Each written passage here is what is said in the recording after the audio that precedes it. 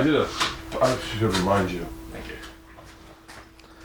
How'd you whittle down the size of your those cards? I've been wanting to frame my Conan thing, but I think that was just the size of the cards they used. Oh, really? Yeah. Okay. I think. I'm not certain. They fit in my backpack. Were yours bigger? Yeah, they're kind of giant. Yeah. Really? Here, just move this around as much as you want. All right. Yeah. Justin Stengel was the executive producer of the show at the time. Him and his brother, the Stengel brothers, and then they just came up to me and they had them in their hands and they're like, "Throw these in your backpack." Right. And I was like, "Oh, cool." Yeah. I had my manager grabbed them. When did you do Conan? About 2 years ago, September. Nice. 2015. Yeah. Did you get nervous before you did it? Not really. Actually, they called me that day because the person they had was because I had been approved, but they didn't think it would be till next year. And then they're like, "Can you do it today?" I was like, "Yeah." Really? So they sort of taped over the person's name and put my name in there.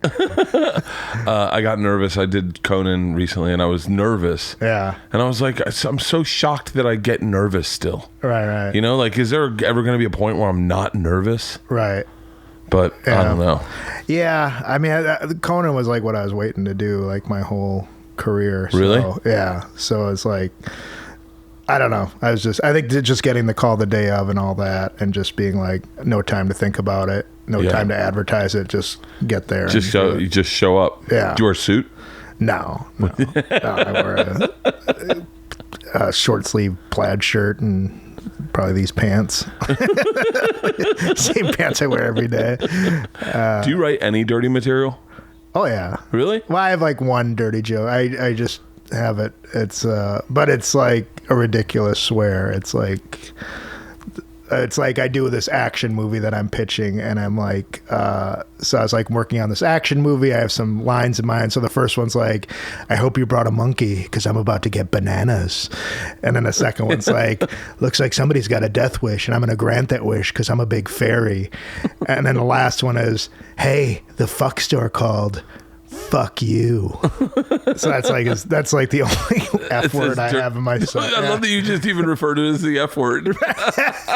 Even though I just said fuck yeah. So Dude, one of the funniest things I've to this day, I watch it and it makes me laugh. You know what I'm talking about? Yeah, the comedy lessons. Yeah, comedy 101. Hey. Yeah, lesson number 2.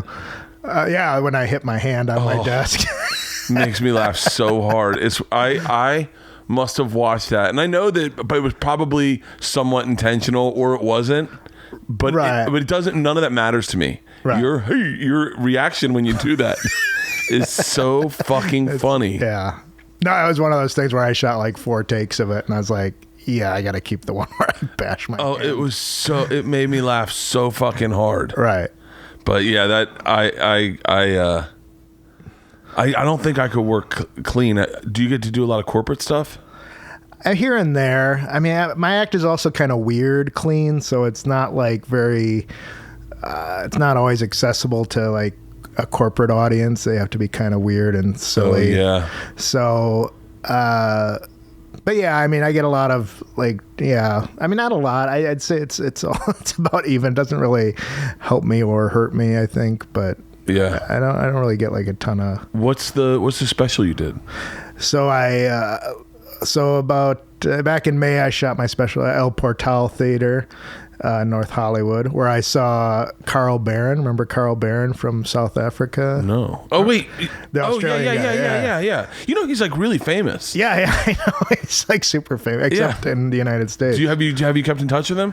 I did. I saw him, and it was so awkward. Like, so because the last time I saw you was 10 years ago, probably in South Africa. No, in person. I think. Like, I don't think we've like 10 years ago. Yeah, 2007. That was such a fucking crazy trip. Yeah, I know. That was like one of the best gigs. I keep in touch with Andre Vincent. Andre Vincent. Yeah, we're friends on Facebook. Yeah. I keep in touch with him, like chat on Facebook, and I've run into his brother a bunch. Oh, really? Yeah, his brother's a big comedy manager. His brother's I might be wrong about this, but you know, Jim Jeffries was supposed to go on that trip with us. Right. And his brother was managing Jim Jeffries at the time, and his brother is arguably one of the reasons that Jim Jeffries broke so big so quickly over here, because his brother grabbed that Comedy Store tape where Jim got beat up at the Comedy Store. Oh, yeah. And posted it on MySpace. Really? And it went viral as fuck. And then Opie and Anthony saw it. Jim came over. By the way, this is my revisionist history of how Jim Jeffries got famous.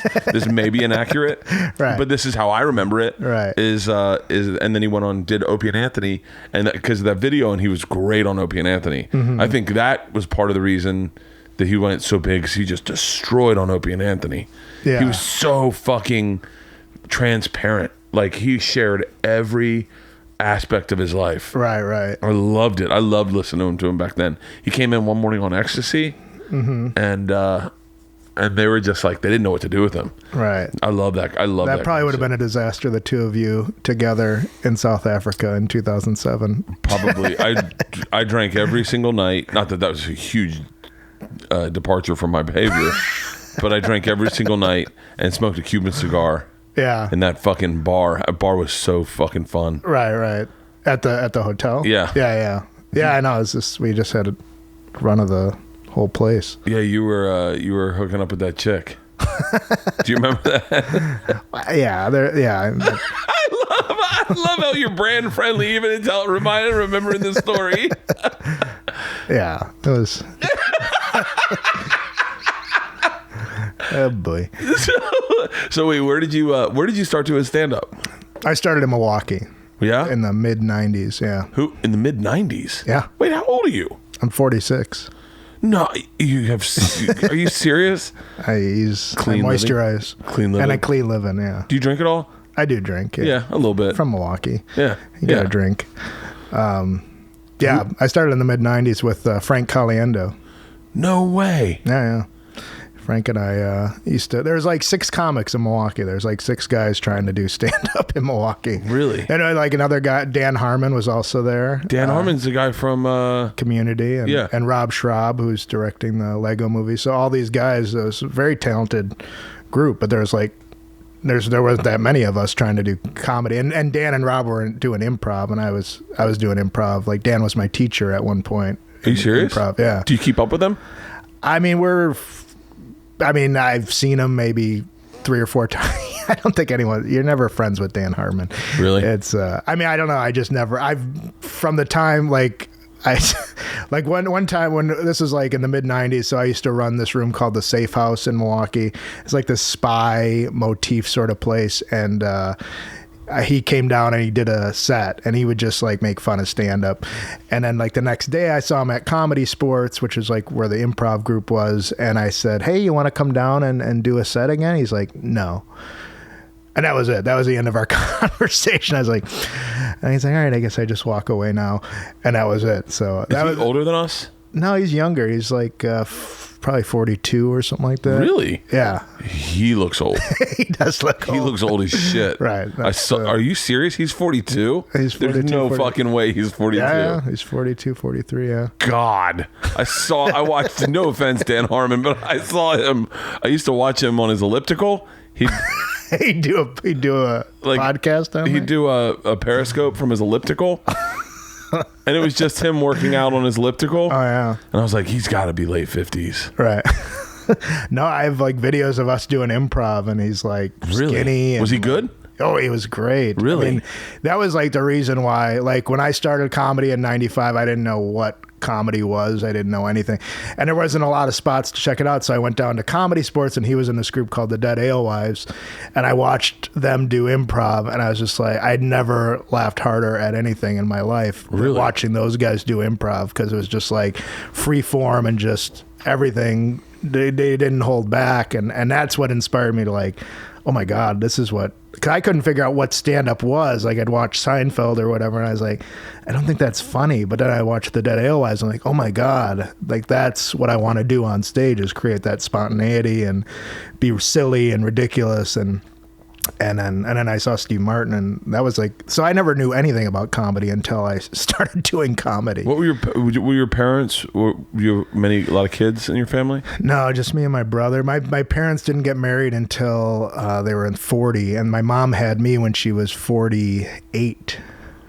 So whoa. So are they still around? No, my mom passed 2 years ago, and my dad's still around. My dad's going to be 92. Holy shit. Yeah. What's that like having a parent in their 90s? I mean, my dad is so with it. My dad fought in World War II. He's like, still volunteers for St. Vincent de Paul. Like, he's just like, oh my God. I'm like, he's my hero. Like, I mean, him and my mom, you know, like, they're just like, they sacrificed everything for us, you know, and like, he's totally with it. He does Wii bowling. He's like, you know, Wii bowling? Yeah. Like the, you know, yeah. Yeah. He does all that stuff. He's still tries to exercise a few times a week. And what did he do for a living? He was like an accountant in that city hall. Like he did nothing up until he got married. He was on strike for the newspaper. Like that was his job. And then my mom was like, they started dating when they were both like in their late 30s, and they were just like, hey, he should get a job. He should get a real job. So he went and got his associate's degree, and then found a job at City Hall, and then eventually worked his way up to be accountant, and did that till he retired. And did he ever tell you about World War II? No, never talked about it. Never, like my dad never complained about anything. Like he was never like one of these guys that said, I worked too hard for you to be. He just put his head down and just did the work. And that's like always like, so I can never complain about comedy or anything. 'Cause it's just like, I just watch him and it's just like, he never complained. He never laid a guilt trip on me, never like doing comedy, like never said don't do this. Like, what is it like when you decided you wanted to do comedy? Were you nervous to tell him? Because you're like, oh, here's a guy who fucking was in a foxhole.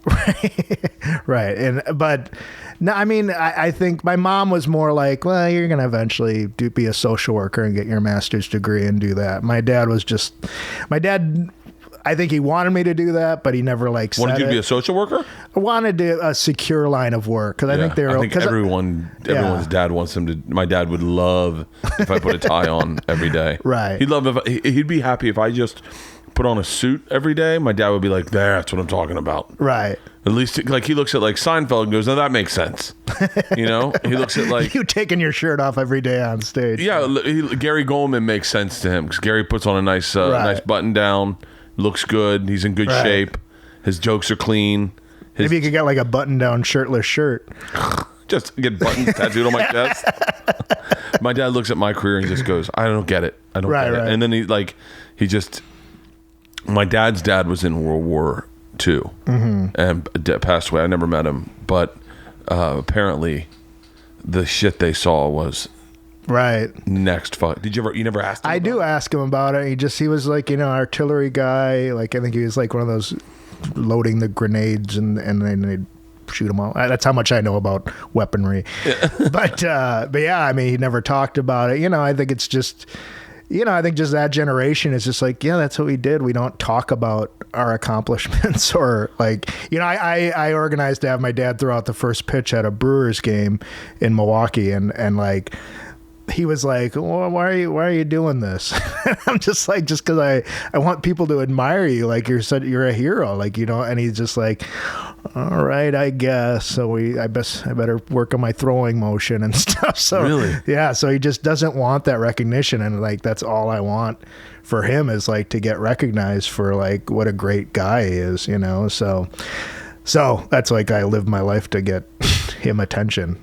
That's fucking fascinating. Yeah. That's so cool that you feel that way about your dad. I mean, I feel that way about my dad too. Wink, wink. But no, my dad and I, our relationship is it's always been, it's good, but it's always a tad bit. I think he has a hard time getting my personality. Right. And he lost his dad at an early age, and I think he has a fear of getting close to me. For fears that I die, he doesn't, Right. I don't know. Yeah, I don't know. I mean, my dad is a little close. Like, it's always awkward doing the hug at the airport when we're leaving. Like, he doesn't know how to hug a man. Like, it's like that scene in. Sadly, I'm so good at hugging men. Yeah. I am really good at hugging. I hug everybody. Right. I say I love you to people. Like I said I love you to Joey Diaz the other day on the phone. Right. And Joey's like, I love you too, cocksucker. I know. I'll say to my dad, like, I love you. And he's like, Okay. My dad does the same thing. Sometimes he says I love you to me, but sometimes I'll catch him off guard, or he'll be around people and I'll go, okay. Right. So yeah, me and my brother had that problem too, of like saying like, oh, I love you, you know. So it's How old's your brother? He's gonna be, he is 50. He's 50 now. Oh wow, what's he do?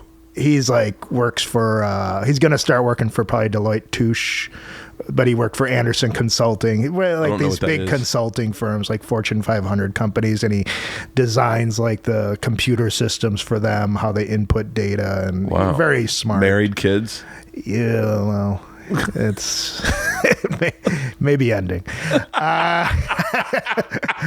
I've said too much. But yeah, he is married currently and with kids. So with that, like kind of is it? I'm always curious. Did like when it comes to guys who do clean comedy, like is that just part of like, would it creep you out to be like, so I came all over this chick's face? Yes, it would just make your skin crawl to say that on stage? Not skin crawl. I guess like people talk about speaking their truth. It's like, that's not really my truth. Your truth is more coming near a girl's face.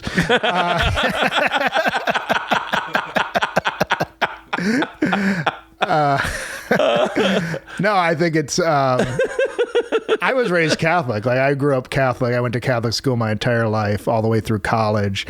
I volunteered in Mexico after I graduated I did like missionary work.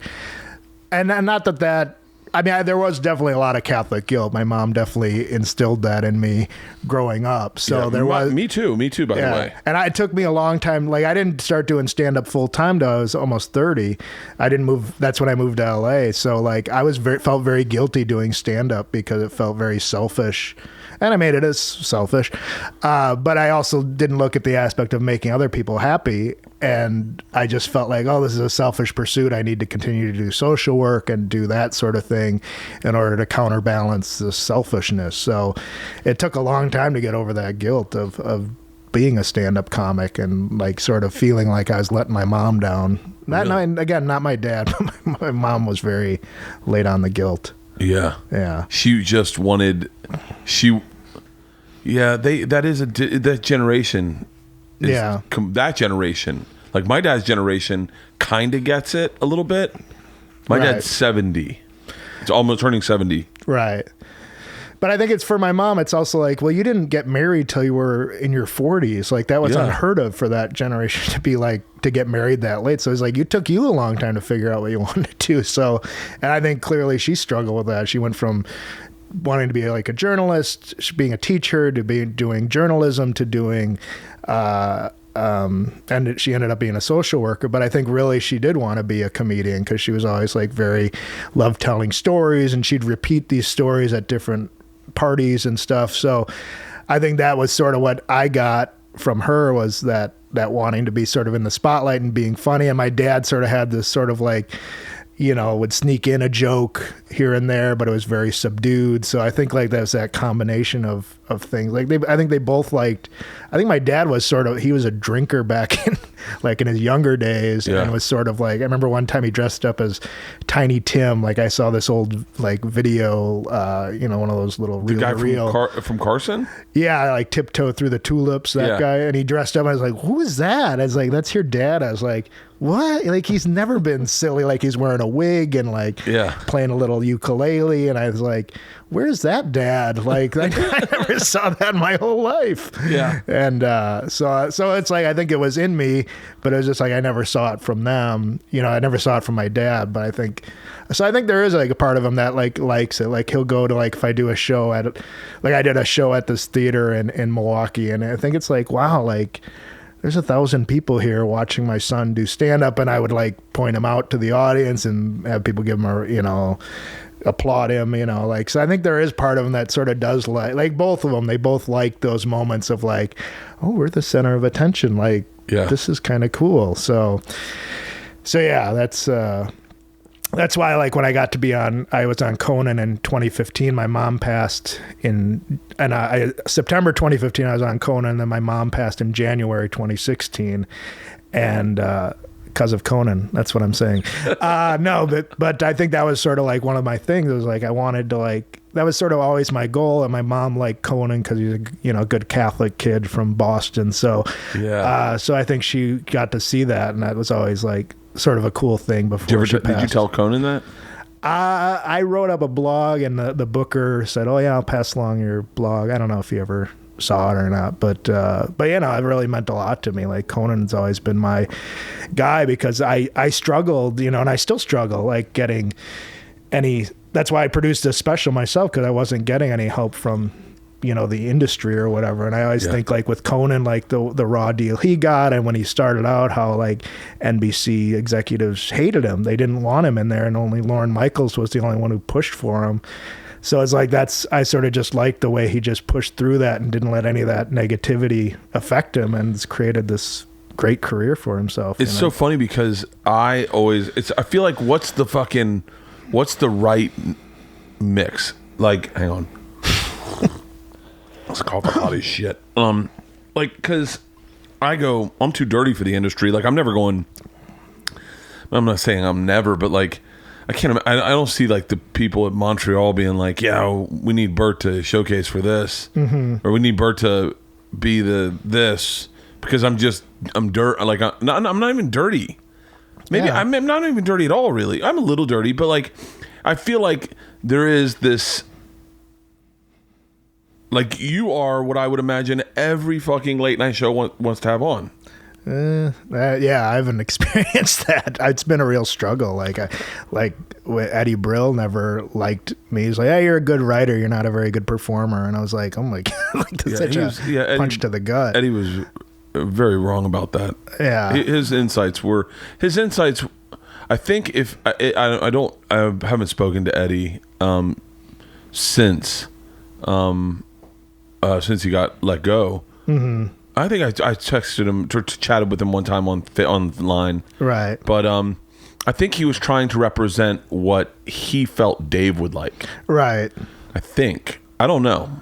I don't think you know what Dave likes. Like, Dave does. Yeah. You wouldn't look at Mitch Hedberg and be like, "Oh yeah, it's a perfect Letterman comic." You'd be like, he likes quirky, he likes weird, he likes Midwestern. Yeah, I would think Dave would have loved you. Yeah, I think so too. It's just one of those things. Like, it's also where you showcase. Like, I remember I showcased like at the Santa Monica Playhouse in front of like 30 people. It's like, it's not like the ideal place to be like auditioning, or like I did Zanies in Chicago on like a Sunday in front of 25 people. Not to make excuses, but it's also like there's a certain energy you feed off of with that. And it was like with Last Comic. Did you ever do Last Comic Standing?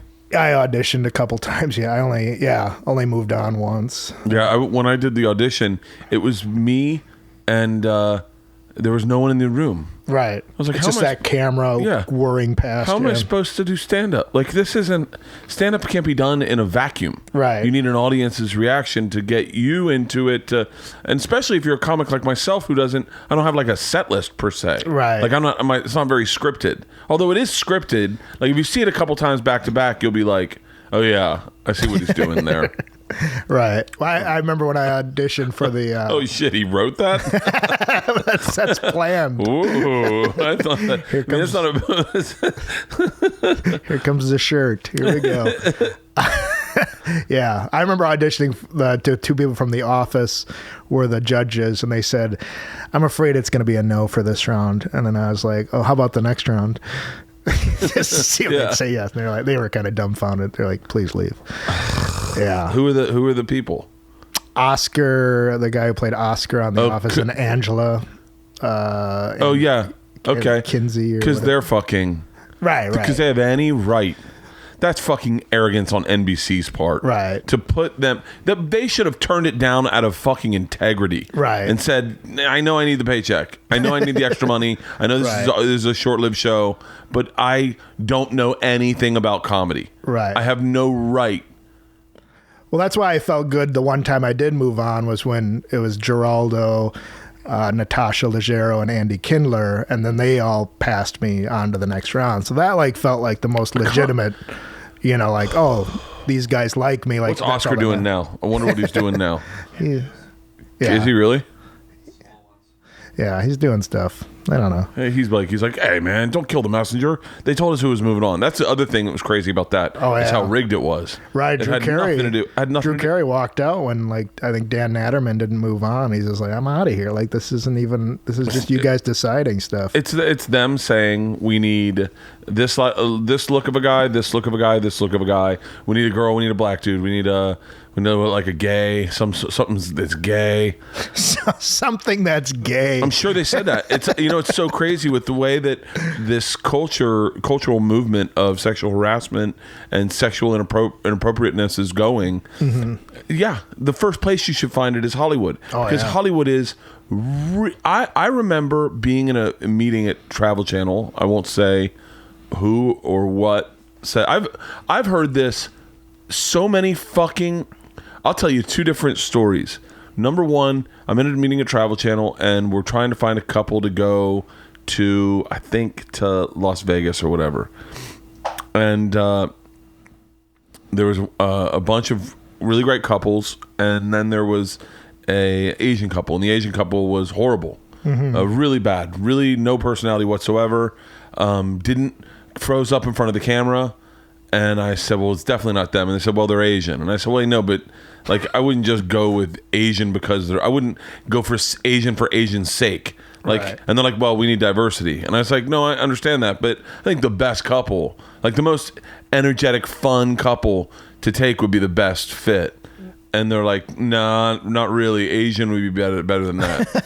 And I was like, yeah, but are you telling me you think America is going to turn it on and go, God, there's the Asians I've been looking for, and then stick around? And they're like, it doesn't matter. They're Asian. We should take them. Right. And I was like, hold on. That's actually, that is racism. What you're doing is racism. And they're like, doesn't matter. Asians are better than whites. Right. We need Asians. And I was like, whoa. And then I can't tell you the other one because I just realized if I tell it to you, if that person hears it, they'll be able to know exactly what it is. So I can't say the other one, but it had to do with Asians as well. Oh, and it had to do with them not booking an Asian. Right. And why they wouldn't book an Asian on something. And their theory was, if we do that, then the white man will look weak. Jeez. Because he settled for an Asian. We need to give him a white wife. And I went... I was sat there like, what the fuck? But that's the people that run Hollywood, make decisions so that the people at home that you have to, in a weird way, and they right or wrong, you have to make a decision based on what people really feel. Right. Like you can't just, Yeah. Well, I think I see that too, a stand-up where it's certain comics sort of bypass the stuff that everyone else has to go through. Like, I've heard stories of like this guy who, Dave Becky is his manager, and he told Comedy Central, hey, watch my guy, give him an hour special. And like, well, we need to see him. So they go up, they watch him do an hour. He couldn't pull off an hour. Like, all right, next year we'll give him a half an hour. And then if that goes well, then we'll give him an hour. It's just like, what? Like, this guy's like a couple years into comedy and he just gets that. And the rest of us are How did he get Dave Becky, though? Did he write a script or something? Good looking guy. Good looking guy? Yeah. Can you text me his name so I can see who this guy is? Yeah. Now I want to start hating him. Yeah, I'll text you his name. Right now, you want me to? I'll write it down. Yeah, write it down on a piece of paper so I know who it is.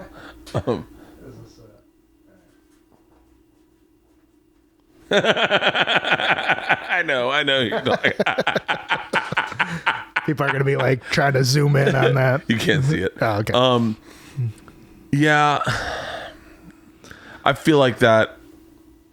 It's frustrating. It's frustrating to go through like you making a tape for a half-hour special and, doing 6 shows and like trying to push yourself, because it's like sometimes it's hard to do a half an hour at a club because you've got distractions of drunk people and you're trying to get this half an hour and then you send it to them and it's like, it's just not ready or whatever. It wasn't shot well or the sound, whatever it is. And then somebody else just getting, we'll give you a half an hour. Like the hour wasn't great, but here's a half an hour anyways. Yeah. And it's just like, that's frustrating. But I mean, that's the entertainment business. If you think it's fair. I think there's no reason for us to bite our tongues, but one of the frustrating things, and I think females in comedy are the rap is females aren't funny. I think that's inaccurate. I hate that. I think it's completely inaccurate. Some of the funniest people I know are women. Right. It is shared equally, in my opinion. Right. I don't know. I don't hang out with female comics that I don't know a lot of women that aren't funny. I wouldn't speak to a woman who if it wasn't funny. I mean, maybe I take that back. I definitely would. There's a lot of women I would. Please don't talk to me. But but one of the things that does happen in cases like Eliza or Amy is that there is such a hole in this in the market for a woman. Like they need women so much that Eliza and Amy, I'll use some examples because I know them and I'm not shitting on them, but they get moved up the chain really fast. Mm-hmm. Eliza was headlining. She won Last Comic Standing. Like a couple of years into doing stand-up. 2 years into doing stand-up, wow. and then was headlining. Right. And now I think Eliza would have to admit she's not the greatest comic of our generation. I'm not the greatest comic of our generation. She's not. It's really hard to be the greatest comic of a generation. Like a Chappelle. Even Chappelle wasn't headlining 2 years in. Right. So but there is a hole. There is an empty need. A need.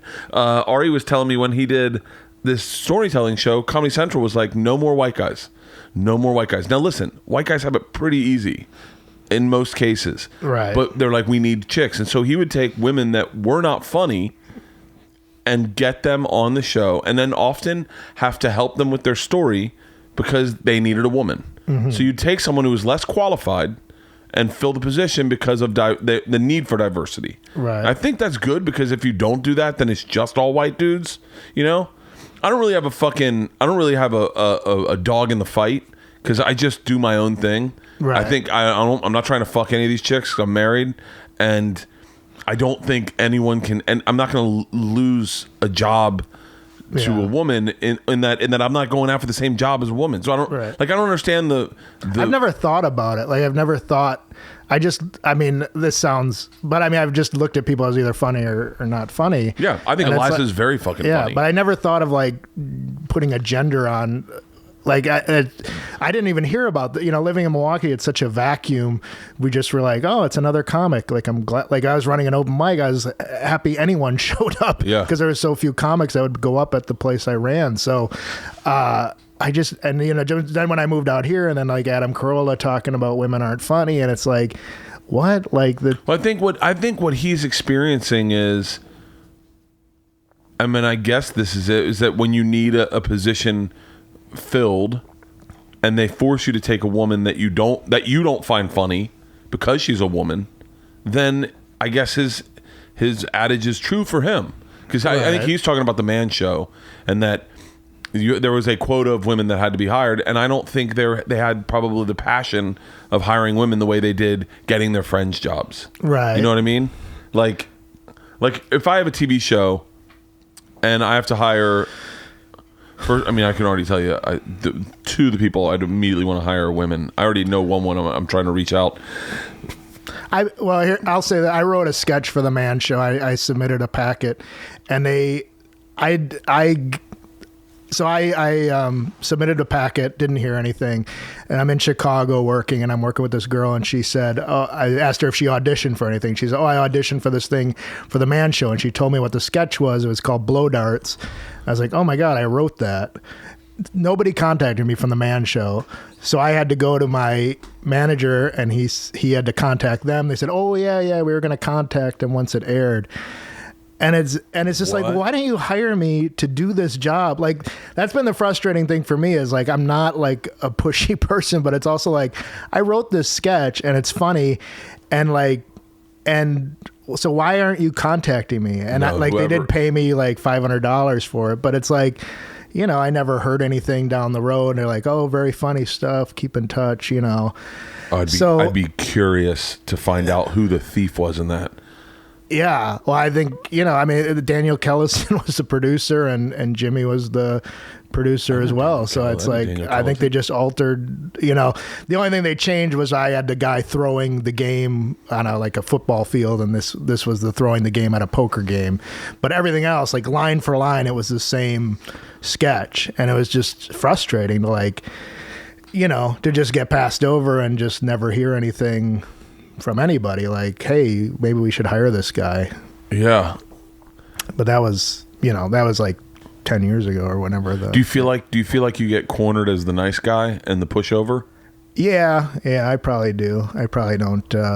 That's why, like, with this special, like my special is called Outraged, which is basically to sum up like how everyone feels. Everyone's outraged by everything. So I think that's part of the thing is like outraged is sort of how I feel is like, that's why I put the special out, because it's like, I can't get anyone to, like I would send it out to all these companies to look at, and you have Vimeo, you can tell who viewed it, and it'd be literally 0 views on it. So it's like, I know you didn't even look at it, and it took 2 weeks for you to get back to me to tell me you don't want it, and it's like, so I just was like, I'll just release it myself on iTunes and Amazon, and that's been, so that's what I'm doing. I'm just doing this all myself, and I think that's what I've learned in all this is like, it's really just up to you. It's like, you can't, spending your time trying to get CAA or somebody else to pay attention to you it's a waste of energy. It's this is you're preaching my mantra right now. Yeah. Almost a year ago today, but a year ago, I was probably, and anyone listening's probably already heard this, it's probably at the lowest point in my career. I was out of Travel Channel per their request, and I wasn't selling tickets. I was just like, and I felt lost in the business. I felt like, I remember we were going to do a tour for Funny or Die. I got an offer to do the tour for Funny or Die, and I was super, super excited. And then I found out that I was making such little money compared to everyone else that it was actually, I felt like it fucked with my ego. Like it was like an insult. Right. It was like a genuine insult. And I was like, but like all my managers and agents are like, it's a good tour. That Funny or Die tour, the whatever it's called, it's canceled now. They don't do it anymore. Right. But they're like, it's a good opportunity. Get out there, show them what you can do. Just, it's about being humble and going. And that's my dad's more work ethic. Right. Is humility first. My dad's big thing was eat shit, cash checks. That's my dad's mantra was eat shit, cash checks. So then I go back to Tampa in middle of December, and I'm talking about Travel Channel, and I think maybe it was a little bit before then, but I'm talking about Travel Channel. I'm talking about maybe I'll just take this other show for Game Show Network.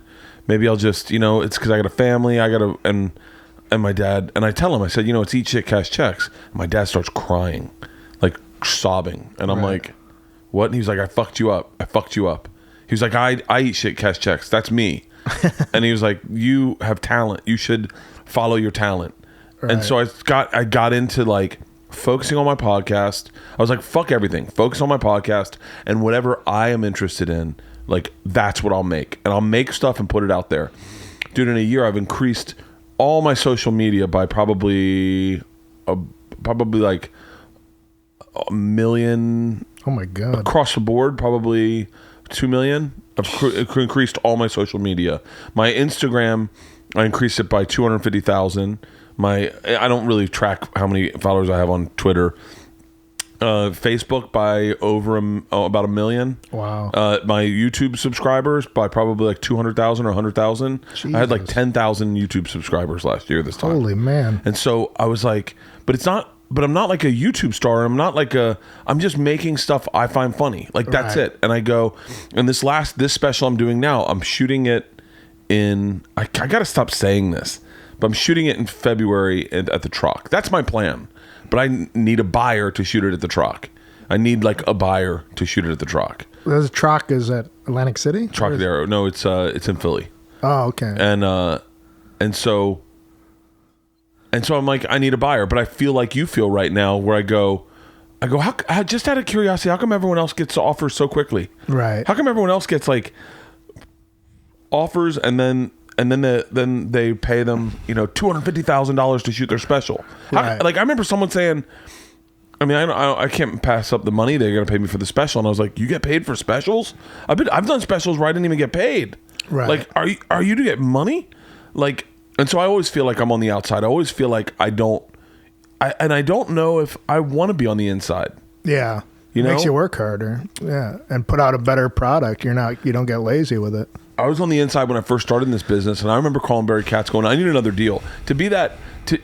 I think the reason my career took so slow to get going was I was on the inside when I started, and I felt like you should just get me something. I just got to wait for it. Right. And I didn't make it myself. And then at fucking 43 or 44, when I decided to start making things myself, right. I started with the vlog. I started making a vlog, and I was just like, they're fun to do. I started with the focusing on the podcast. As soon as I started making stuff myself, everything started coming to me. So I just wrote a script. I'm in the middle of another one, but I wrote a script for a sitcom I want to do. I was like, I sent it to my managers and agents, and I know they're listening to this, and and they didn't technically get back to me at all, which is a little shocking considering I have a deal in place. Right. You guys know that I'm talking to I'd expect, Reg, you to call me like that day. I'd expect you to read it that day. Right. But they didn't, but they have a lot of stuff on their plates. And then last night I was like, fuck it, I'll make it myself. I have money. I'll make it. Right. I'll make it and I'll put it online. If people like it, then I'll go, hey guys, here's a pilot. I'm not making a pilot for the networks. I'm making a pilot for the people. Right. Here's my offer. Take a look at this pilot. If you like it, I will release it once a week for every day of the year through a paywall. Right. And it's $5 for the whole fucking year. Right. And then just go, that's my offer. You know, I realize I'd just be hemorrhaging money if I did it that way. But like, why not make product, put product out, and let your fans enjoy it? Yeah. Well, that's like, I've been promoting my special, and it's tough, you know, and like I spent, 2.5 weeks like promoting it, very minimal, like people going to the iTunes and clicking on it, pre-ordering. And then I did this show in Utah this weekend, and at the end of my set, I just sort of said, I'm making this myself. I need your guys' help. Please, check it out. And it literally like tripled the amount of people that were going to it. Not that I was getting like a ton of views, but it did make all the difference, because that's the people that matter. And that's what Hollywood doesn't realize, is they sort of like, they treat everyone else as these flyover states that don't matter. And they're neglecting like that's why CISO, I think, went under, because it was just like, well, the Midwest is a demographic. Those are people that, they want, like I wrote a spec as well, if his agents are listening. If you don't like Bert's stuff, my stuff, very accessible. Anyways, but yeah, I wrote a pilot about a brewery in Milwaukee, and it's like, there's nothing out there now that's like, just like blue collar. It's all like, rich white people having problems. Yeah. And it's like, that doesn't, like, I get it. Like, that's what the writer's experiences are, but it's like, there's also people that have different points of view, like, so I don't know. It's like they don't understand that, and that's sort of why there's this huge divide in America, because it's like we're just one side or the other. There's no like middle ground. There's no getting along. There is none of that, and I feel like all my friends that are writers in Hollywood, all they do is rage about Trump all day long on Twitter, to the point where like, I had to like mute a couple of my friends, because I was like, I get it. I understand it. I agree with you. Right. But you got other interests, right? You got a hobby or something. It's also do something about it. Like my parents, that's what I learned. Like being a social worker, it's like I did something. Like I ran a mentoring program on the south side of Milwaukee. I lived in Juarez, and I worked with gang members. Like I reached out to the community. You can't just complain about it. Like, well, it's all over now. The tax plan is done. We're all done. It's like, well, it's like, first of all, it has to go through the House. I don't know what it says. Even on the Democratic side, well, I haven't read it yet. It's like, well, I don't know. Tell me what it says so I know what's happening, as opposed to like, it's impossible to read this 500 pages. Like, I get it. It probably is a shitty tax plan, but I also like to know, well, what's in it? What can we lay it out for the American people, as opposed to like, I don't know what to do. It's written in it is a shitty plan. The fact that they just wrote stuff in the margin like it was a shitty high school essay. I wish I knew what you were talking about. Bert, you're gonna be affected greatly by this tax. Good or bad? Bad, because it's like it affects the independent contractors. Like they want to. I don't even know if this is 100% true, but they say that we won't be able to do as many write-offs and stuff like that for our business on it. You're probably a corporation, an individual corporation, but like for me, I guess it's like it's harder to get these write-offs for like mileage and stuff like that. So. I don't know, but again, I'm just basing this off of 100 angry tweets I read, as opposed to like somebody who knows what the plan says. So I remember. This is what's wrong with this country. Wow, I can't believe I'm turning into that. Like I like this is what's wrong with me. Okay. And I think I make up a lot of the country. Like a lot of the country, when you started talking about the tax plan, there were a lot of listeners going, yeah, I know there's something about a tax thing going on. But I don't, like... I know I'm either supposed to be angry or happy. Yeah. It's either going to make my life great and I always figure, this is simplistic view, but I always figure as a white guy, it can't hurt me. Right. You know, like that's not affecting me. I saw a picture with my uncle with Al Sharpton. And I had just assumed Al Sharpton was a fucking idiot my entire life. Right. And I said to my uncle, I said, you and Al Sharpton? And he was like, he's a fucking really interesting guy. I said, really? And I said, I thought he was an idiot. And he was like, how could you be an idiot and be as popular as he is? Right. He's like, he's not an idiot. He's definitely not an idiot. He may offend you in certain ways integrally, but he's not an idiot. He's right. like, he's the furthest thing from an idiot. And then you think, you're like, yeah, I guess he's good at branding. Mm-hmm. You know, he's good at like, he's so but I think a lot of people do that with things and like the tax plan, they just go, they see right, and I only thought Al Sharpton was an idiot because of fucking Opie and Anthony. Yeah. Because they thought he was an idiot. So I was like, They don't have one-sided views, Opie and Anthony. Yeah. They seem like stable guys. So what was the process? I want everyone to go on iTunes and buy your special. How much is it? $7.99. It's fucking perfect. Yeah. It's so enjoyable. Yeah. And then you do it on Amazon too? It's going to be on Amazon Friday, yeah. So how does that happen? How does that work? So it's pre-order. You can pre-order on iTunes. You can't pre-order on Amazon. Okay. And the idea with the pre-orders is the more pre-orders you can get, the higher up. It'll be like in the noteworthy section on iTunes. So it'll pop up on the front page or whatever. And then people are like, oh, what the hell is this? Sample it. People can sample the parts of it, right? I don't know if they can sample, but they can also just be like, oh, it's right next to Bill Burr or something. You know, this is the video.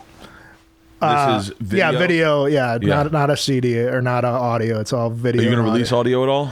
I might. I mean, first of all, I just need to get this thing rolling because I don't want to like have two things I'm sad about.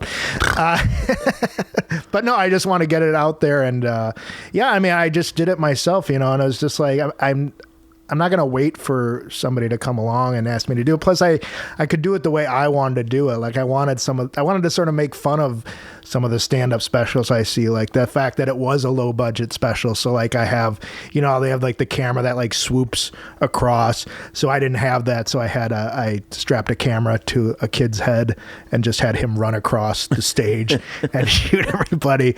And like I contacted Drew Carey because he follows me on Twitter for some reason. And I said, would you mind introducing me in the special? And like, it's not on the special itself, but he came out and he introduced me and he hung out and, you know, hung around for the whole night and watched it. You can find him in the audience if you look.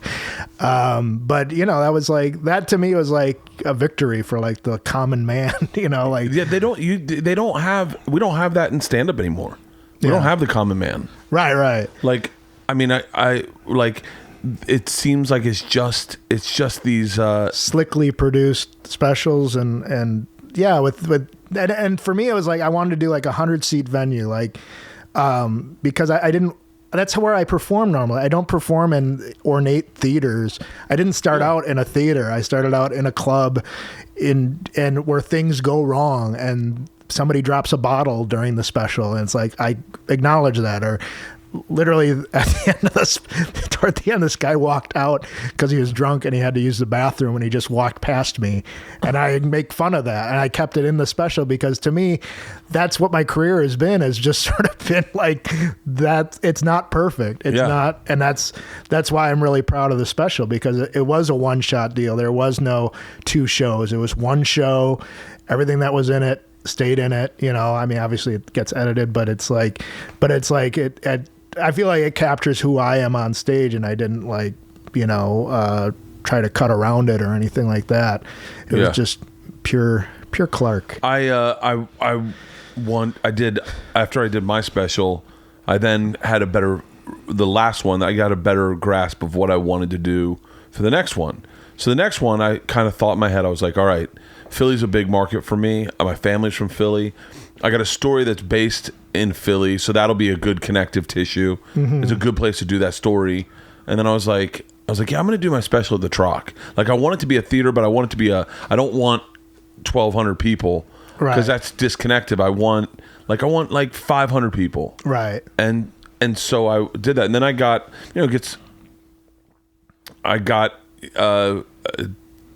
this thing to do something else. And I was like, I can't do that because I can't. Like, I did a CISO taping one time, and I was like, I don't think anyone in this room's ever been in a comedy club, right? And it was in a warehouse. It was me, Janine Garofalo, Jimmy Dore, and like it was in a warehouse in Montreal, and they had the everything was a backdrop. It was like a set. They built a set to do stand up in. The room had no, like, they just put like 60 chairs in the middle of the room, and there was like 100 feet on each side of the chairs, and all around, and then all the chairs were up against this set that it was just in the middle of the room, like that table. Like, imagine if a comedy club was just this table, and I was like, oh, this is a really bad setup. Right. And so I was like, I can't do anything that I don't have 100% control over. Right. Like, I don't do anything in my life that I don't have 100% control over anymore, because I have a really hard time. Everyone knows this because I did an assessment with this guy. You should check it out. It's pretty cool. His name's Jair Rodriguez, and he assesses you, and you take a test, and he figures out your personality. But I have a really hard time taking notes. I have a hard time doing what anyone says, because like that's why I can't take a joke from somebody. Yeah. Like, and that's why I also won't steal, because like, I mean, when like someone goes, oh, I got a tag for you or whatever, I go, yeah, and I just blow it off. I go, sure, I didn't write it. I'm not going to do it. Yeah, but you need that though. You gotta have people help you out. I wish I could get help from anybody. Yeah. Like, I just don't like it. It makes me uncomfortable. I want to do it myself. Yeah. I want to be autonomous. I didn't like the this is going to sound very ego driven. But like, I heard Pauly Shore one time say, he did a show for he did a movie with a guest set on Adam Sandler movie, and they were like, that must have been fun. And by the way, if I'm paraphrasing horrifically out of context, I apologize, but I connected with what he said. He said, yeah, but I wanted it to be my movie. Like, and I was like, yeah, there are certain people who don't mind like being Kramer, where, it's not your TV show, but you're funny and you kill it. And then there's people like me where I go, I had to be Jerry, and I wouldn't mind being Larry David more than Jerry. Like, even Jerry, I feel like now we really witness like how strong Larry David was as a writer, right? And that was his show. It wasn't necessarily Seinfeld's show, although they were both the same. But Larry David is just so fucking funny, right? That I wanted to be the head. I want to be the lead. Yeah, but that's a lot of pressure too. I mean, I think that's one thing Seinfeld was smart about, was he didn't care about being the lead. He let George and Elaine and Kramer. Yeah. No, I'm talking about with rules. Like, I don't care about. I don't like. By the way, this is diverting into like my narcissism. But like, I don't care if I get all the laughs. I just want to make sure I have the best parking spot. That I have the biggest green room. Right. That when I show up on set and I go, guys, I don't think that works. Everyone goes, well, he is the boss. Right. I want to be the boss. Right. Like, that was one thing I liked about. Like, I shifted that on my Travel Channel show. When we were working the first season we did it, I was just a hired hand the very first season, and I just hung out, and I really could give two fucks about the show at all. We got picked up for a second season, I was like, whatever. And I was like, in my head, I was like, I don't probably want to do this forever. And I think they saw that, the network saw that, and this guy Stone, who lives out here now, I should hit him up.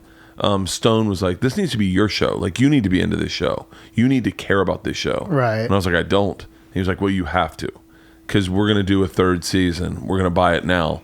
And this is in the second season. And he goes, it's only going to be good if you care. And I was like, oh. And then I started caring, and I became unbearable to work with. Right. Unfucking bearable. Like, I don't know what I know what sexual harassment looks like. I've never done that, but I've definitely done harassment, like just being a dick. Yeah. Just straight up harassing people. Yeah. I think it's dangerous, though. I mean, you look at like some of Apatow's like Funny People. Yeah. And it's like that was too much of the studio laying off and being like, yeah, do whatever you want. You had 40-year-old virgin. You had Knocked Up. You're great. Funny People was with Sandler? Yeah. See, I liked Funny People. Really? By the way, can I tell you, I liked, I don't find Aziz Ansari super hilarious. I find him his interviews engaging. Like I find him to be an engaging guy. Like right. But his Randy character, I was like, dude, I put some of those jokes in my act. Like they're not bad jokes. Like I know that you're making fun of comedy, right? But I don't think you're doing it right because that, like, I all I know is I heard one Randy joke and I was doubled over. Well, he did it in one of his specials. He did have it in he did it like a second part, like let me introduce Randy, and then like the last 10 minutes is his Randy character. Yeah, no, I mean that is funny. I mean that was good, but I don't know, just the whole movie, it just seemed like two different movies all of a sudden. It was about stand-up, then it's about this guy with cancer, and then he doesn't have cancer, and then he marries goes back to his old girlfriend. Just felt like a couple different movies happening. Like that he wrote, like, oh, I need something more here, and that like Network Notes might have helped a little bit. I think Network Notes, I would love for someone to give me notes on this script that I wrote, but I don't see that happening because I don't know if I'm going to listen to them. Right. Like, I don't know if I listened to them. Like, I listened to Leanne, my wife. I wrote it, and then I gave it to her, and she read it and was like, it's really funny. And I was like, wow, if she says that, then it is really funny. Right. That's how I am with my wife. My wife reads something, and she'll be like, well, this is good, or this doesn't work. Like, and it's like, and she's very honest. Like, and I think that's probably the best critic of all is somebody you're married to that knows all what you're capable of and what you're. Where did you meet your wife? We met doing comedy. She's a comedian as well, Stephanie. Really? Yeah. What's her name? Stephanie. Let's hear Phillips. She goes by Stephanie Clark for stand-up. Really? Yeah. And we met at this little crappy one-nighter thing in Thousand Oaks, and it's called the Lava Lounge, and I made fun of her mom during my show. And, her mom was in the audience? Yeah. Oh, you just her mom specifically. Your mom seems like a bitch, just like you. Yeah, we just hit it off, and we started dating and married a couple years later. Really? Yeah. Any plans of kids? We're sticking to bulldogs right now. They say bulldogs are the dumbest dogs out of all the dogs. And I would argue argue that bull mastiffs are dumber than bulldogs. Is that what you got? Yeah, I got a bull mastiff, and that is the dumbest dog. We were saying, I read this somewhere, but this quote made me laugh so hard. My buddy's getting a German Shepherd, and he's like, they're the smartest dogs. And so I read somewhere, and they're like, yes. Whereas German Shepherds are the smartest dogs and bulldogs are the dumbest. This is what this thing said. They go, that can be troublesome. Because for a German Shepherd, if you leave it alone for 8 hours, it gets bored and curious and starts doing stuff. Whereas with a bulldog, it takes it 8 hours for them to realize you've left. They go, where the fuck? How dare you? I'm very offended right now. So what do you have? You have an English bulldog, yeah. Oh. Abigail. And, oh my God, my first dog's name's Abigail. Really? Yeah. Where did you come up with your name? My wife wanted to call it for John Adams, Abigail Adams. Oh, okay. The wife of the president. Mine was Mitch McDeer, Abigail McDeer. I don't know that. I'm a big reader, and it was the first book I ever read called The Firm. Oh, wow. The Firm. Really? Starting off with some of the classics. Treasure Island, Tale of Two Cities, The Firm. Yeah. And it was the first book I read like as an adult where someone was like, where it wasn't like a class. I never read a book for school. Right. I never read a book for school. Never like sat and did summer reading. Never read a fucking book. Never read a book for a test. Never read a fucking book. Get like Cliff Notes or watch the movie. Mm-hmm. Never read a book. And this is the first book. It was like freshman year of college, and someone was like, yo, you should check this book out. And I was like, are you fucking kidding me? And I was like, you're telling me that you want me to sit in my room and read? Right. I go, nah, bro, no. And they were like, dude, it's really good. And I was like, I think I'll pass. It was that summer that it came out, and I think maybe it was before the summer of my freshman year, but I read The Firm, and I was like, I like reading. And I was like, oh. And then I got Abigail.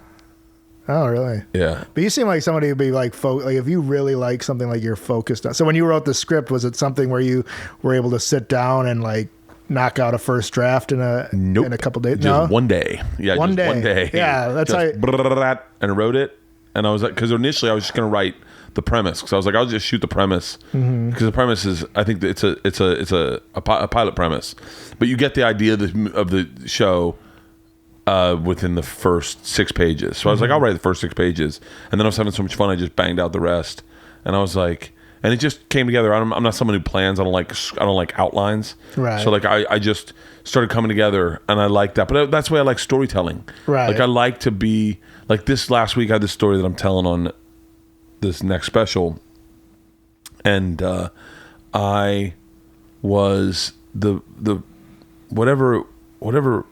There's a line that I didn't know. I always believe if you plant seeds early in a story, you get to harvest them at the end. Right. So like I try my hardest to fuck around the most I can while telling a story and plant seeds, and then at the end see which one's grown. Because I also write on stage on the fly a lot. Right. I write when I walk around the neighborhood. I write on the treadmill. I can't just sit and fucking type or scribble.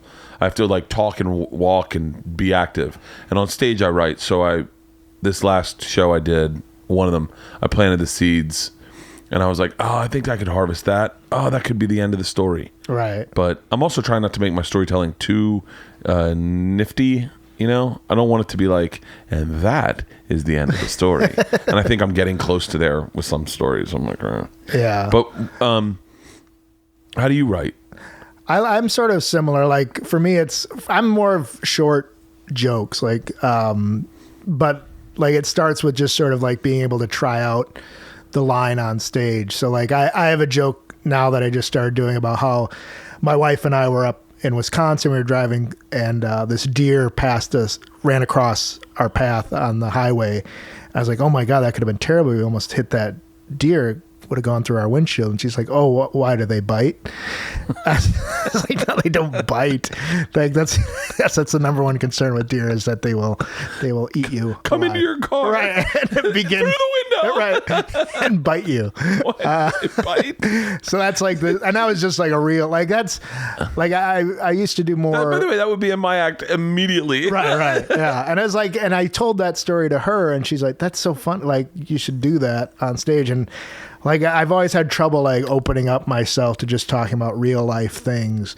Like in this special, it's more surreal, it's silly, and like now as I'm trying to develop more material, it's getting a little bit more about me, but still silly and a little ridiculous. But yeah. So for me, it's like stuff that happens and then trying to extrapolate on it. I like doing like the things, like weird things you can do in public, or weird things you can do to people to make them uncomfortable. Like taking, like I like to bother people. Like if I'm in a coffee shop, I see somebody on their Facebook page, I like to take a picture of the back of their head and then make that my profile picture and then send them a friend request. So like, it's like, I like thinking of those weird things. Like what would be the most socially inappropriate things to do? And that's sort of like that. So between those two things, real things happening, and then just sort of like, it's like a Christian sociopath. Yeah, there we go. Christian. Should be a new dating website, christiansociopath.com. But yeah, so that's sort of my writing process. Like I do jot down the ideas, and my wife and I, we do this like sketch stuff. We do like our own web series called The Clark. So it's sort of like those weird little moments that we try to make, sort of like extrapolate on. Like like she's talked about getting a sex doll, so we're writing a sketch about her ordering a sex doll and then her losing interest in the sex doll, and it just sort of sits in the corner of our house, just the sex doll.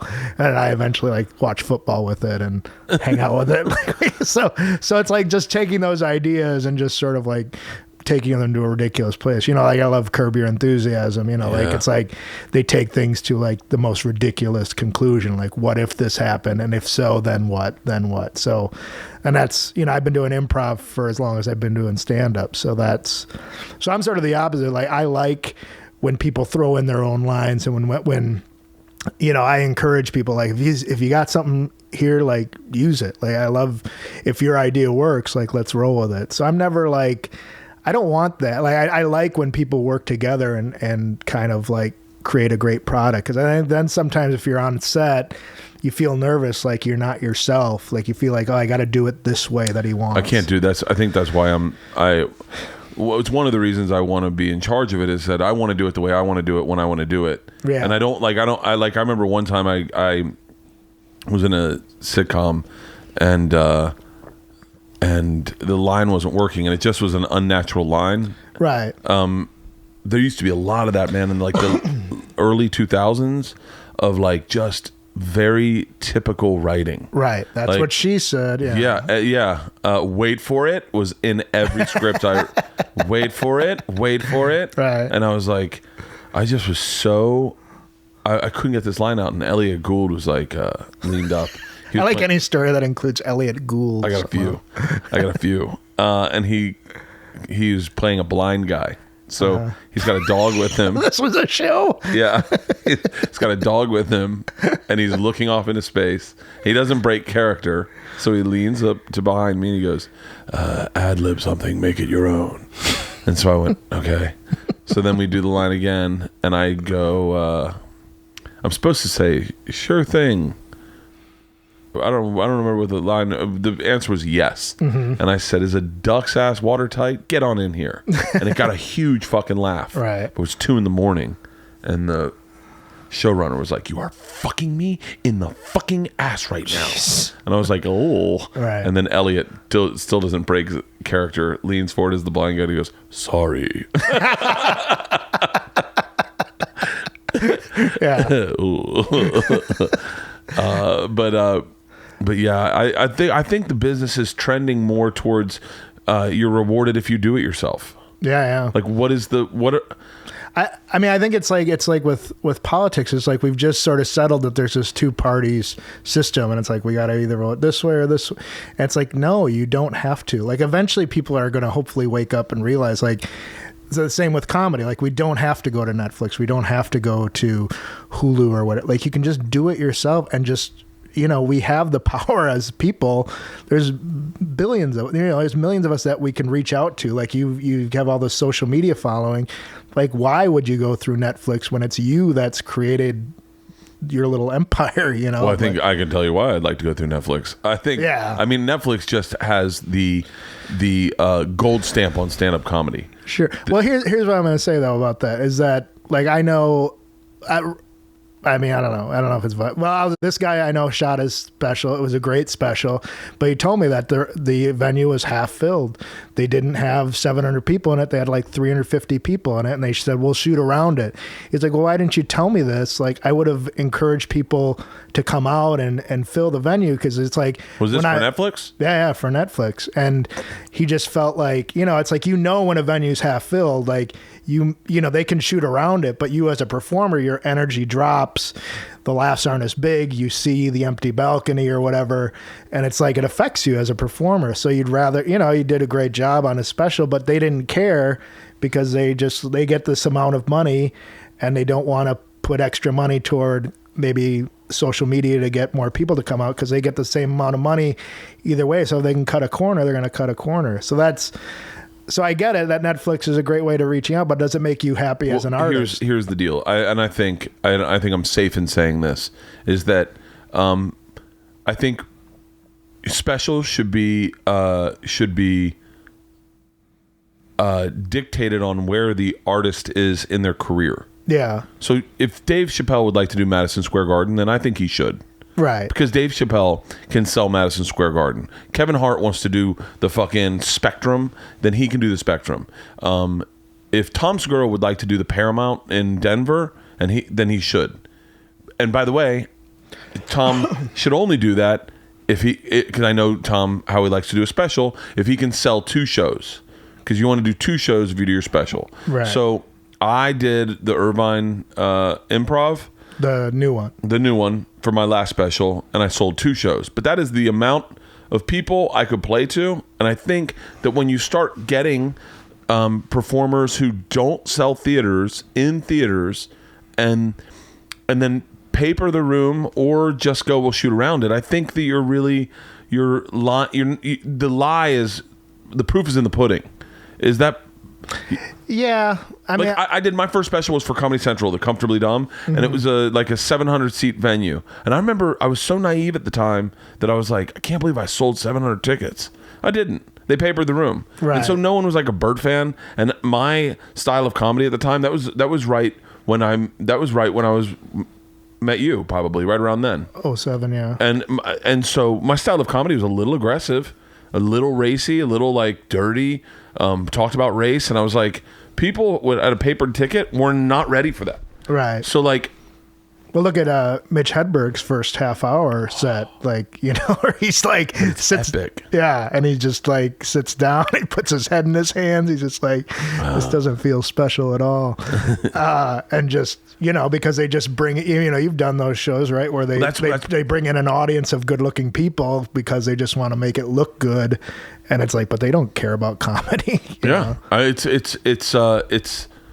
It's one of the things the problem I have with the CISO taping is like when you hire actors to sit in the front row of a comedy show because their cameras are going to be on them and you're going to like their faces, well then they're not going to laugh because they have to now co-sign on whatever you just said because America's going to see them smiling. Like if you go, I think Trump's a great guy, they're like, even if they think he is, they're probably going to be like, whoa. Right. And make it even more so that if their mom sees it or their friends from high school, they're not like, wait, you're into Trump? Right. And you're like, no, I saw you in that show and that fucking comedian said that and you fucking laughed. That's not fucking cool. You're like, oh. That's why if you do a special, don't shoot the audience. Show that they're there, but just, this is the way I shoot it. And but I don't show the audience. I don't need reaction shots. If I talk to someone in the audience, yeah, sure, try to grab them, but I'm not gonna.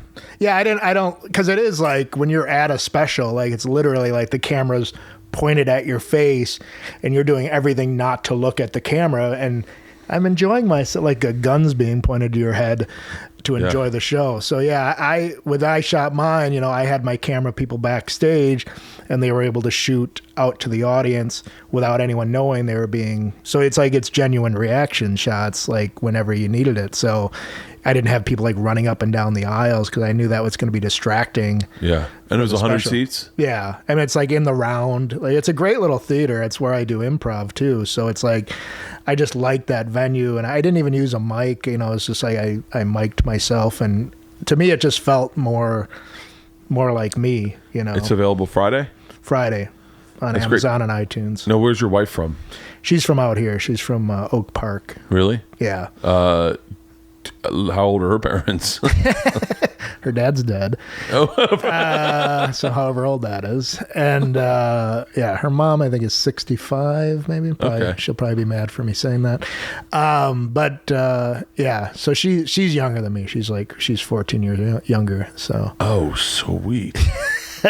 Good fucking call. She's 30? 32. She's going to be 32. Fucking my wife's older than me and I fucking hate it. I hate it with a passion. Okay. It's like, it's sometimes like, I'm joking, obviously I love my wife, but there is something that happens with me and my wife where she just is not like, she's almost like my older sister who doesn't want to do all the shit I want to do. Like, but she's also very cool. Like, I'm trying to think of the right example, but like yesterday she made fun of me because I kissed the mirror sometimes when I'm having a bad day. And she's like, oh, let me write that down. That is a fucking, I didn't think it was funny. I thought everyone did it. No one does that, Bert. No, that's, you are a narcissist. She said, and she was so fucking angry that I did it because we were at a party at her friend's house. And I was like, you guys don't do that? And she's like, no one does that. And she goes, narcissists do that. And I go, right. No. She goes, no, actually, what, Narsa? Who's Narcissus? Who's the guy Narcissus? Narcissus was the Greek narcissist. Yeah, and he was the Greek god or whatever that looked into the pond, saw his reflection, and fell in love with himself. Right. And she was like, I was like, no, wow, I'm not doing it because I like what I look like. I'm doing it because I want to give me a kiss and let me know that I'm okay. I'm so fucking shocked that no one does that. Can you just write that down for my next secret time? Secret time. So I do this bit on stage. Not always, but I do secret time where I just tell secrets. Oh, that's fun. Yeah, I go secret time. Sometimes when my wife has an orgasm, she looks like Elvis. Secret time. And then I go, secret time. I don't know what she looks like, but she has an orgasm, so I'm not looking at her. Secret time.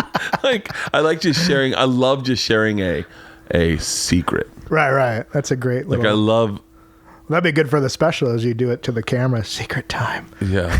Secret time. Secret time. Sometimes when I'm having a bummed out day, I tell myself something, and I'll tell myself something uplifting. Or something that makes me laugh, and then I'll kiss the mirror. I can't believe no one does that. Yeah, it's definitely, it's troubling. I'm going to take it to the next level because I can kiss selfies. What time do you have to get out of here? Whatever you need. Okay, I want to keep talking if you're cool with it. I'm cool with it.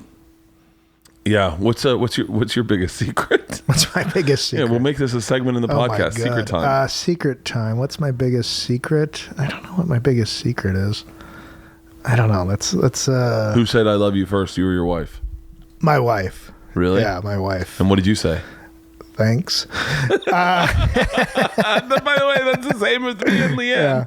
Leanne said I love you to me. We were in my apartment or my house before we were living together. Right. And I said, she goes, I said something like, how do you feel about me? Or, I don't know. And she goes, I love you. And I went, you do? Mm-hmm. She goes, yeah. And I went, cool. Well, I think, I pushed my feelings way down when I was younger. Well, I wasn't that young. What am I talking about? But I mean, saying I love you was always like, you said that maybe 8 times in your life. I mean, I bet my dad has probably said it like 4 times in his entire life. When he has said it though, it's like, it's meant a lot because it's like, all right, I love you. It's like, holy, did he just say that? Like, yeah. So I think it's like, you're not used to like, because I see other people and they're like, all right, see you later, love you. And it's like, wait, you love me? You don't love me. I've just met you. It's like, so I just had a hard time saying it. But, I think I was just scared because I had, like the previous relationship, I had said I love you to the person and they kind of like broke my heart. So, and you're like, hey, don't you remember I said I loved you? Right. Like I wasn't joking when I said that. Right. It's like I paid for that. Like that was like my payment to you saying I love you, and then just to have that end, and it's just like it was really hard. Was that when was that relationship? That was probably like 3 or 4 years before that, before I met my wife. So that after that was kind of like, I'm not going to say it anymore. It's just it hurts too much, to say it and then have somebody break your heart. So it's so interesting. Yeah. Did she cheat on you? It's one of those things that I don't think she did, but maybe. I've been cheated on. Yeah. Oh, that's rough. Devastating. It was devastating. And like the only thing that felt good was to say, I'll never trust a woman again. Wow. That was the only thing that felt good. Was to say this isn't I'm not letting this happen again. Right. Like to get strong. Like in those movies where the hero gets into their 4th act and you see them put the bandana on and go, now it's time for me to I'm gonna fuck your puppies. What did you say? What was your line? It's about to get bananas. Fuck store. Yeah, the fuck store called Fuck You. But like I was definitely like, fuck women. You can't trust them. I remember thinking so wait, when you found out you were being cheated on, did you found out, like you discovered it through email, or you discovered it through a friend of a friend telling you? How'd you find out about it? It started with a venereal disease. Oh yeah. Yikes. With the clap. I'm sure I've talked about this before, and if I haven't, then sorry guys. She gave me the clap. And so I was like, wow. What is the clap again? It's when it just burns when you pee. Okay. But it's not burn. That's an understatement. So for the record, like to say it burns when you pee, or there's a burning sensation, it is fucking like lava coming out your pee hole, or it's more like a big punch to your abdomen, like a punch to your pubis, and then fire coming out, but it can't get out. It's trickling its way out. So it's taking forever to really get out. And then when it is out, you still feel like you have to pee. You still feel like that sensation is going on. You're like, no. And so I had that, and I went to the doctor, and the doctor told me I had the clap, and I was like, I've only been with one chick for the last 5 years, or maybe 4 years, but I don't know how long it was, but it was a long time. And he was like, yeah, she's a whore. And I was like, that's the diagnosis. He had a like, chart and everything. He's yeah, like, it's so funny. I took it so heavily then because, yeah, he just checked it off and, looks like your girlfriend's a whore. Mr. Kreischer, we have the results back. Your girlfriend's a whore. I looked at it then because I was 22 and I looked at it like a doctor saying this. But now I look back at life and I go, oh, he was just some kid. He was just some probably kid. Been hurt too. Yeah, he'd been burned. He'd been this. He's seen this before, right. And he's talking to a frat boy who's got the clap and won't accept it, right? And he's going, dude, just take the medicine. You have the clap. That sounds like a Florida doctor right there. Yeah. He's like, you don't want the test. I was like, I want the test. He was like, you don't want the test, and I was like, no, because you're wrong. I've been with this girl. Trust me. There's no way she's cheating on me. And he's like, trust me, she is. Mm-hmm. He goes, let me ask you a question. He goes, when you go to Yanni's is the name of the bar, but he's like, when you go to a bar, do you and your dick split up to cover more territory? And I was like, no. And he goes, so you pretty much are with your dick all night long. It's like the coolest doctor ever. I go, yeah. And he goes, then trust me, your chick's cheating on you. She's a whore. And I was like, no. And then he said, man, if you want, he's like, I'll give you a panel of tests because I guarantee you, if you've got the clap, this isn't the first time she's done this. Oh my gosh. And I was like, no. And he goes, no one cheats and gets the clap off cheating once. Trust me. And I was like, okay. So I got the whole panel of tests. I had the clap. Everything else was fine. I got an AIDS test. Oh, geez. Yeah, I got an AIDS test. How long does that take? To get it, you have to have sex with one person. Tell me more. Can you get it from a toilet seat? Well, if you fuck it. If the guy's still sitting on it when you sit down. Sounds like a first Bert joke right there. That does sound like that's got to be someone's joke. It's too easy. No, it took it took a week, I think, to get the results in. That's like so scary. That's 7 days of like, do I have AIDS? One of my buddies, I won't say his name because I know he listens to the podcast. He got an AIDS test too. I think he had cheated on his chick or something, or his chick had cheated on him, and he got really, really sick, and so he went and got an AIDS test because this is back when we thought everyone was gonna have AIDS, right? But I got the results back for everything, and they're like, you're clean, you do have chlamydia, but he'd already given me the medicine. He was like, trust me, whatever it is, whatever you got, this is the thing that will cure it. He's like, if you need to know. And so I went back and asked her, and actually, I think she confessed. One of my buddies heard her and the guy saying that they needed to tell me, and I grew up with this guy, Pat Fagan, and Pat was like, found out, went up to her and was like, you need to tell him or I'm telling him. And she went and told me, and I was like, that would explain the clap. And so she was fucking a lot of people. Oh geez. Yeah. And so I had known a guy who did you have like a moment of like realization, like, oh, that's why she would always say like, I'm busy or I can't make it to your thing? Or no, I didn't. Yeah. I did have like, what made more sense was like, I didn't really give a fuck. Like, I was a super cool boyfriend, and like, if she wanted to go out with a bunch of people, go. Like, I remember she went to New Orleans one time with a bunch of guys and girls, and I was like, yeah, of course, go. Have a great time. I was faithful. Mm-hmm. I cheated on her though one time. She caught me. Yeah, that was bad. But I cheated on her for a relationship, and then broke up with the chick, went back, whatever. Anyway, look, I wasn't a great guy either, but she, and then one night this guy Ted came up to me at Oh, Ted, that's a terrible name. He was. I wonder what he's doing now. I forget his last name, but he was a nice enough guy, but Ted had like always had a crush on her, and then one night we're at a bar, and this is after this, and we're both drunk, and he was like, hey man, just so you know, I fucked her too. I was like, really? He's like, yeah, a lot of us did. A lot of us? I go, ugh. And I remember feeling like the only way I could take care of that feeling of being a cuck, like being a guy who everyone knew his girlfriend cheats on him. Oh dude, go for her. She definitely fucks. And so I remember just being like, the only way I can do this is not trust women ever again. Because I was like, I didn't trust women, and I didn't care about women in a weird yeah, I need their bodies because that's what I'm attracted to, mm-hmm. but in a misogynistic like I'm not gonna let you get close to me Right. And like, I'm so sorry, I'm gonna have to shut this down. And I lost a couple really cool chicks. There was this one chick, I think her name was Stephanie. I mean, she was so fucking cool. She was from Chicago, and I met her. I was working the door at the Boston Comedy Club. Mm-hmm. I met her and her friends walking down the street, barking. I brought them in. They came in. I had a good set. At the end, we all went downstairs and hung out.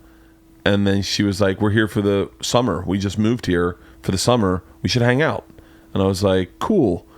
And I ended up hooking up with her friend that night, and then hooking up with her after that. And she was so awesome. Like, I mean, to this day, I go, man, I would love to see her. I would love for her to come to a show, and I'd love to meet her husband, and I'd love to tell her husband how lucky he is. Mm-hmm. She was so cool. She was hot, really hot, but she was like, she was Italian from Chicago, so she really took care of you in like the way an Italian woman would, you know, in that stereotypical way. She would just take care of you. And I was like, I remember I wasn't comfortable with it because I was like, whatever. And then I moved out to LA to do a sitcom, and then I just lost touch with her. Right. But man, she was cool as shit. Right. I know, that's how I mean, when I met my wife, that's how it felt. It was like, wow, we like have the same sense of humor, like we make each other laugh, like, you know, I couldn't pass that up. It was just like, I wasn't going to make that mistake of like not pursuing her and not, you know, giving her my heart, you know. But that's the crazy when Leanne and I dated, she said she loved me. I said, cool. and then we broke up like 4 months in, maybe 2 months in, we broke up. She dumped me. Mm-hmm. She was like, she goes, I think you don't like women. And I don't think you're willing to you're not willing to trust me. And I'm not here to fuck around. I'm looking for a relationship. Right. And so I'm not going to just be your fuck buddy or that's not her words at all. But that's basically, right. I was in her kitchen and I remember having a panic attack.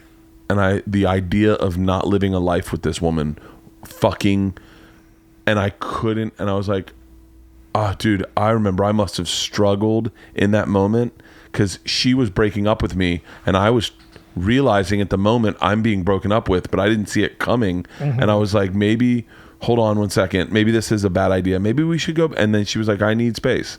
And she broke up with me and I left and I started fucking spinning out of control. And I was a mess. Fucking 4 days crying, couldn't fucking get out of bed. I put my bed in the closet, brought the TV into the closet, and I played Fight Club on repeat over and over and over again.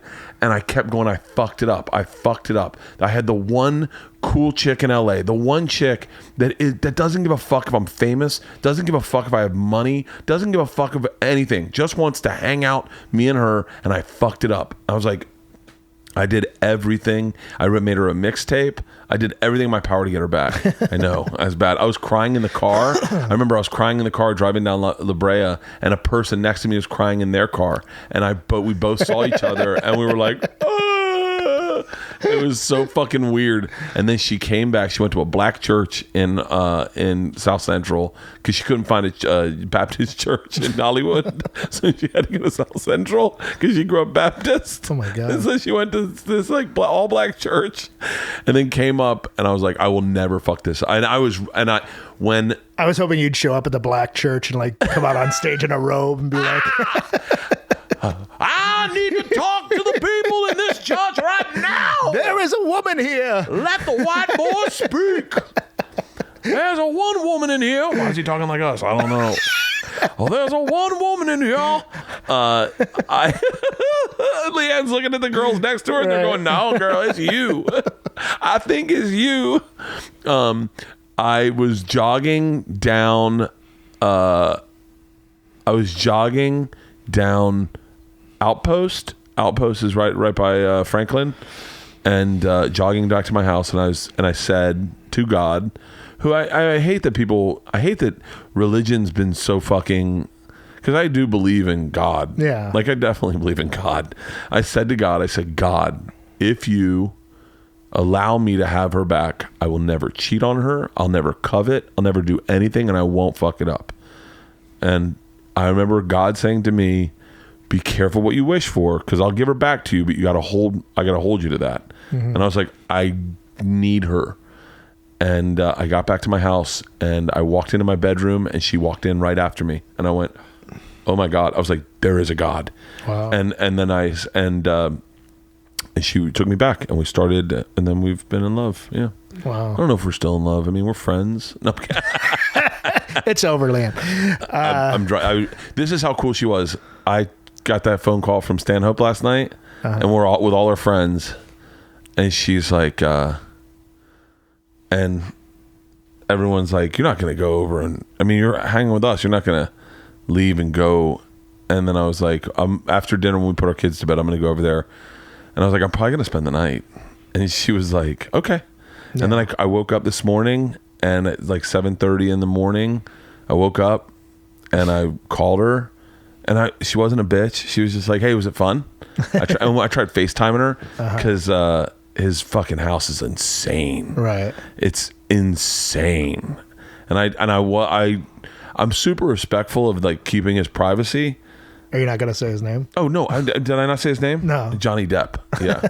We were at Johnny Depp's house partying last night, me and Stanhope. I'm assuming anyone that has heard this podcast, I think you got to listen to a podcast today, by the way, Halston, and tell me if it is worth releasing, because we were so fucked up.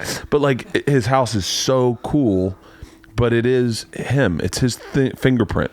So I felt really weird. Like, of course, I wanted to do a video in there and be like, hey, guys, I'm a Johnny. Like, of course, you want to do that. Put it on Instagram and get a ton of likes. But I think just like your dad would have said, is like, no, this is a moment. This is like, live your life. What are you, bragging to somebody? And so I was like, yeah, I'm not going to do any of that. And so but I wanted her to see, because we're big fans of the Pirates of the Caribbean. Right. And he's got the pirate flag, his pirate flag up above on the ceiling.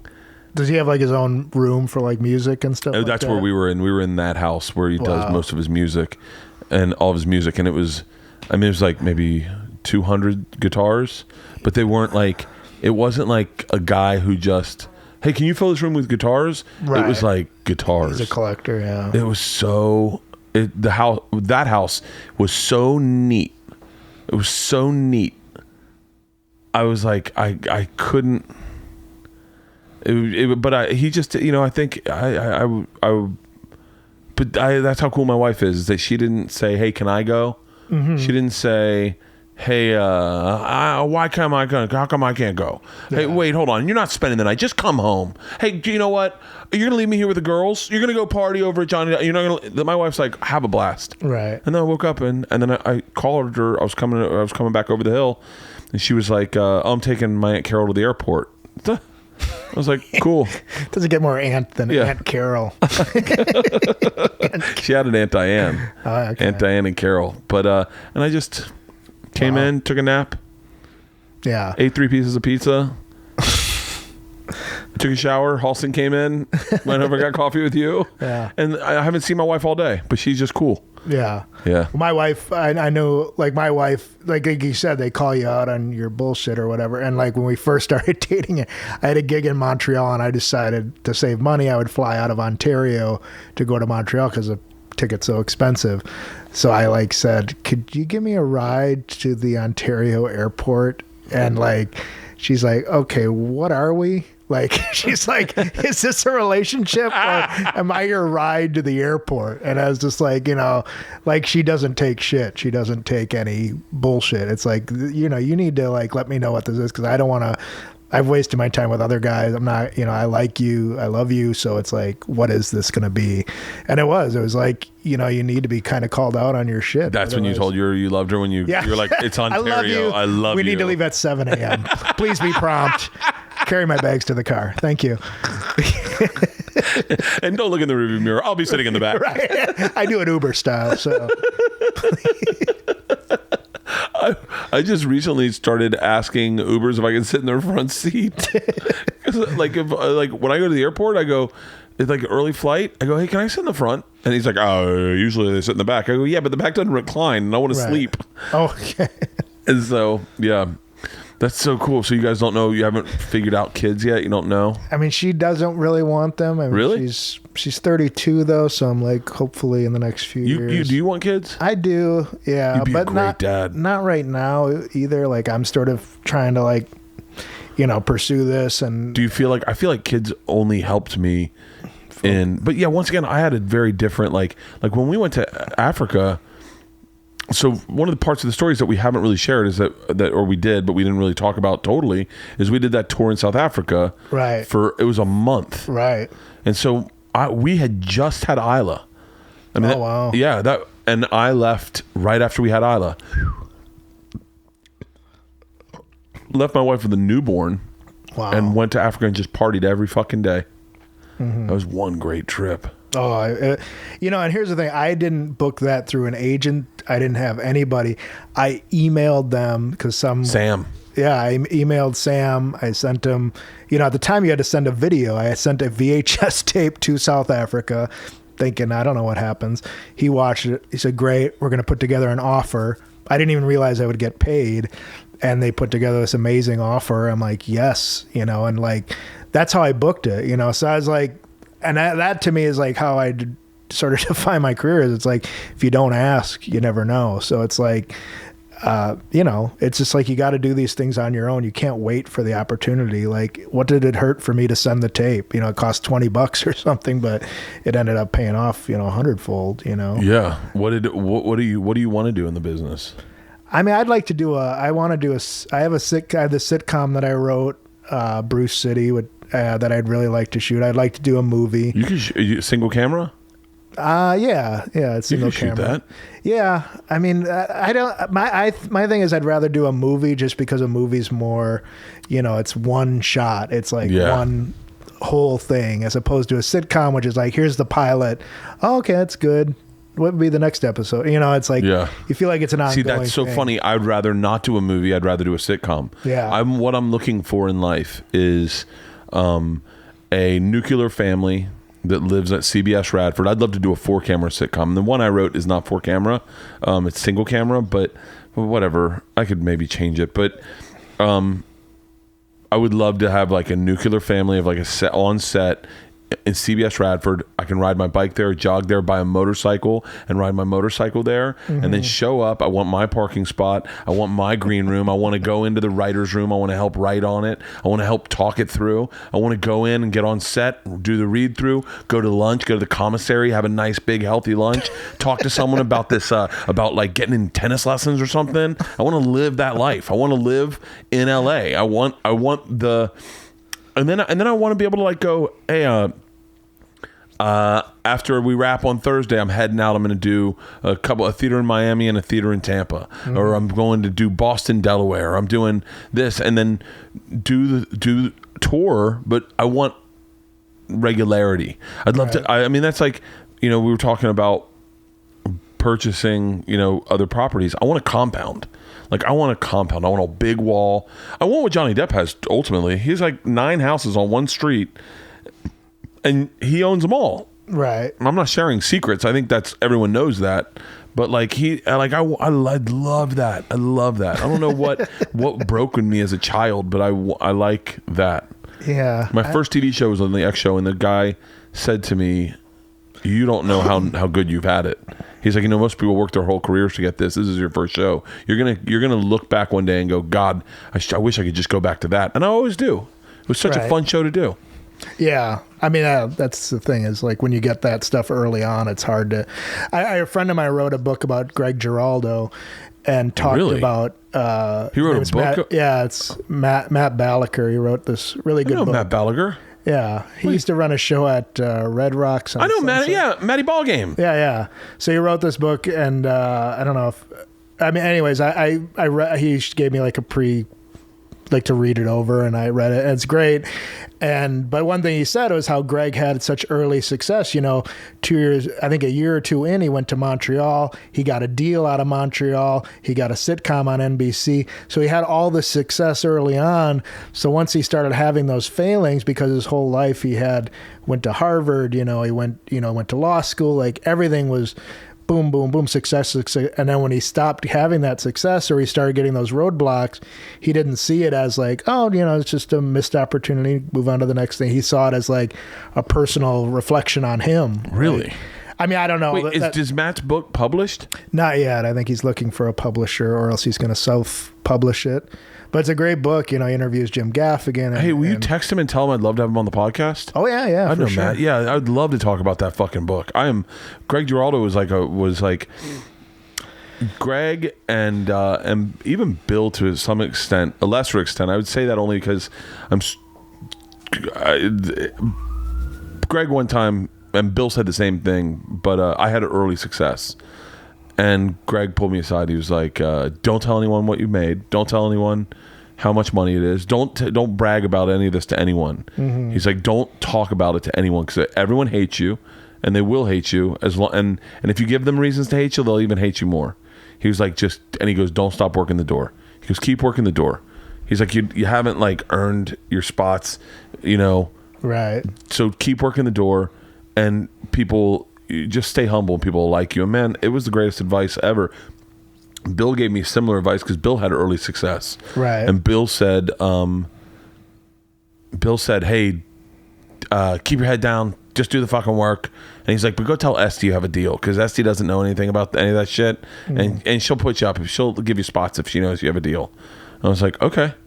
And I didn't. Right. I didn't listen to. I have a hard time taking advice too.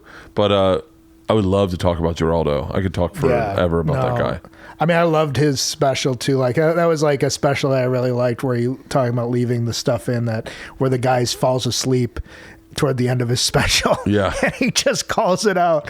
And it's such a genuine, like, funny moment of like doing the Rastafarian voice and this stone guy in the middle. Me no want no. Yeah. Oh my God. It was such a great moment. And I mean he's just so funny, and it's just like the fact that he never saw that he was successful, that he was having such a great career that anyone would love to have, and he couldn't see it. If you could have one comics TV show, whose would it be? Any TV show? Any comics? Well, I don't know. I mean, I was gonna say All in the Family, but he's not a comic per se. But you'd like to do a show like All in the Family? I like All in the Family because it felt more like a play. Like it felt like it was very raw and very like even like Ray Romano's show felt like that, where it wasn't like they'd linger on those scenes. Like that was pure acting on everyone's part. It wasn't like Seinfeld's very quick. Like, and it's funny, but I don't think it required the acting chops that say All in the Family or Ray Romano's show required, but I do like Seinfeld. I think I do watch it, and I still laugh. I still think it's more funny. so you'd rather do a sitcom than like a talk show, or like what Jeffries is doing or what Tosh is doing. Yeah, I'd rather have I'd rather do something like sort of like Curb Your Enthusiasm or The Office or something like that, like a single camera sort of thing. I mean, I keep saying the brewery thing, but it's that's sort of what I want to do. Is that 4 camera in your head? No, it's a single camera, sort of like Parks and Rec, Office, that sort of thing. But I think it's a blue collar thing. Oscar and Angela are available. They rejected me before. I feel bad that I shit on them, but that just bothers me so much that they'd have 2 actors judge comics. Oh my God. Well, that was when they were just hiring 2 NBC people for all the judges for Last Comic. But it was, the first year I did it, or maybe it was the second year of the show, I did it for Ross and the 2 Tonight Show people. And that was it Bob and Ross? Bob and Ross, yeah. And they would heckle you as you were performing. Like it was already, I remember I thought my career was over after I did that, because I had some good success when I moved out. Like I'm not like phenomenal, but like I got on the Late Late Show. I did like Late Friday. I had Comedy Central, so I was like, oh, this is easy. And then that was like my first rejection, where it just felt like a kick in the nuts. Wait, when did you do Last Comic Standing? I didn't do it. I just auditioned. And for Bob and Ross. Yeah, and I was like, oh my God, that was the worst. Like it's going to be part of their, shitty comic reel where they put all the comics and make you look horrible. And I was just like, it's the end of my career. I remember I was crying. Like I was just like calling my brother and like called my manager. I was like, it's over. It's all over. And it's just like, and then I was like, after that, I was like, nobody cares. You ready for a fucking it's all over moment? Yeah. I have there's a duck a little baby duck it's a gift. It's like a little trinket that I bought Georgia a long time ago. I bought it for the night, the day after I didn't move forward in Last Comic Standing. Oh, wow. And I said, Priscilla had it in her mouth and it was all dirty. And I said to Leanne, you should wash it. She goes, I think there's something inside. Doesn't this have like meaning to you? I go, yeah. I go do Last Comic Standing. Which season? Season 2. Oh, okay. I get to the semifinals where it's like 20, maybe, I don't know, semifinals or maybe finals. I get to the finals where they pick the people going into the house. I do my set. I had a rough set. Ugh, man, you want to talk about douche chills? I tried to improv something and it just came out wrong. And Rich Voss was one of the judges. They would hold you. They would go, all right, ladies and gentlemen, Bert Kreischer, and the guy backstage would go, hold, hold, hold. So they'd all applaud, right? Right. And then he'd go, hold, hold, hold, hold. And then once they stopped applauding, he'd go. And so it was really bad. Right. And so I go out to silence. I walk the length of a stage to a microphone in silence. And these black chicks in the back go, yeah. That's just 2 black chicks. And I say, I love black bitches. And I watched Voss go, whoa. And so I didn't move on, obviously. And that night I hate to be super honest, but I took a Xanax and I got a 6-pack of beer. I was like, I'm sleeping this one off. I took the Xanax, started killing beers, passed out, woke up, had to fly the next day. Bonnie McFarlane, Gary Goldman, Todd Glass, and I think maybe it's just them. And Jimmy Dore. We're all going to get something to eat. And I asked if I could go with them. And they were like, you know what? We're just going to... And I realized they didn't want to be with a loser. Oof. And by the way, Gary is still my friend. He didn't say anything like that. But I could see that they all had good stuff to talk about. They were all excited. Right. And they didn't want to share their excitement with someone who didn't want to hear it. They wanted to share their excitement. It wasn't malice. Like, it wasn't bad, but you could see it in their eyes. They were like, oh yeah, we're gonna, you know what, and they just left. And what a sad. And so they came back and we're getting ready to go to the airport. And I'm sitting in the lobby. I haven't really talked to anyone. I feel no one's making eye contact with me. I mean, and then a lot of this might be imagined. And I go over to the gift shop. And Gary Goldman comes back and he's like, hey man, you know what? Don't worry about it. You know, you can always try it again next year, you know, and you're going to be fine. You're going to be totally fine. And I was like, yeah. And he goes, hey, and you're having a kid.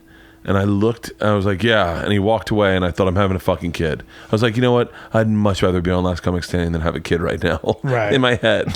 And I go, and whatever I got at the counter, I got. And the lady goes, anything else? And I look, and I see this duck, and I go, yeah, this, because I'm having a fucking kid. And I go, and I bought her that duck. It was the lowest I've ever been in my career. I was fucking so sad, and I bought her that duck. And then when I had her, I gave her the duck.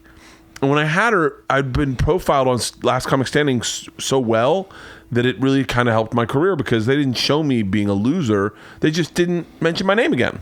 Right. Like they just didn't mention the winners. Right. So they didn't show me fail. And I was like, oh. And I got a lot of boost. And Gary put me on his tour. And I made like fucking $3,000 a gig, which was a lot of $4,000. Right. And I did some dates with him, and it was really good for my career. I was really happy I did it. Right. And now I look back and I go, thank God I didn't get on Last Comic Standing, because I would have been able to do 1 hour. That's it.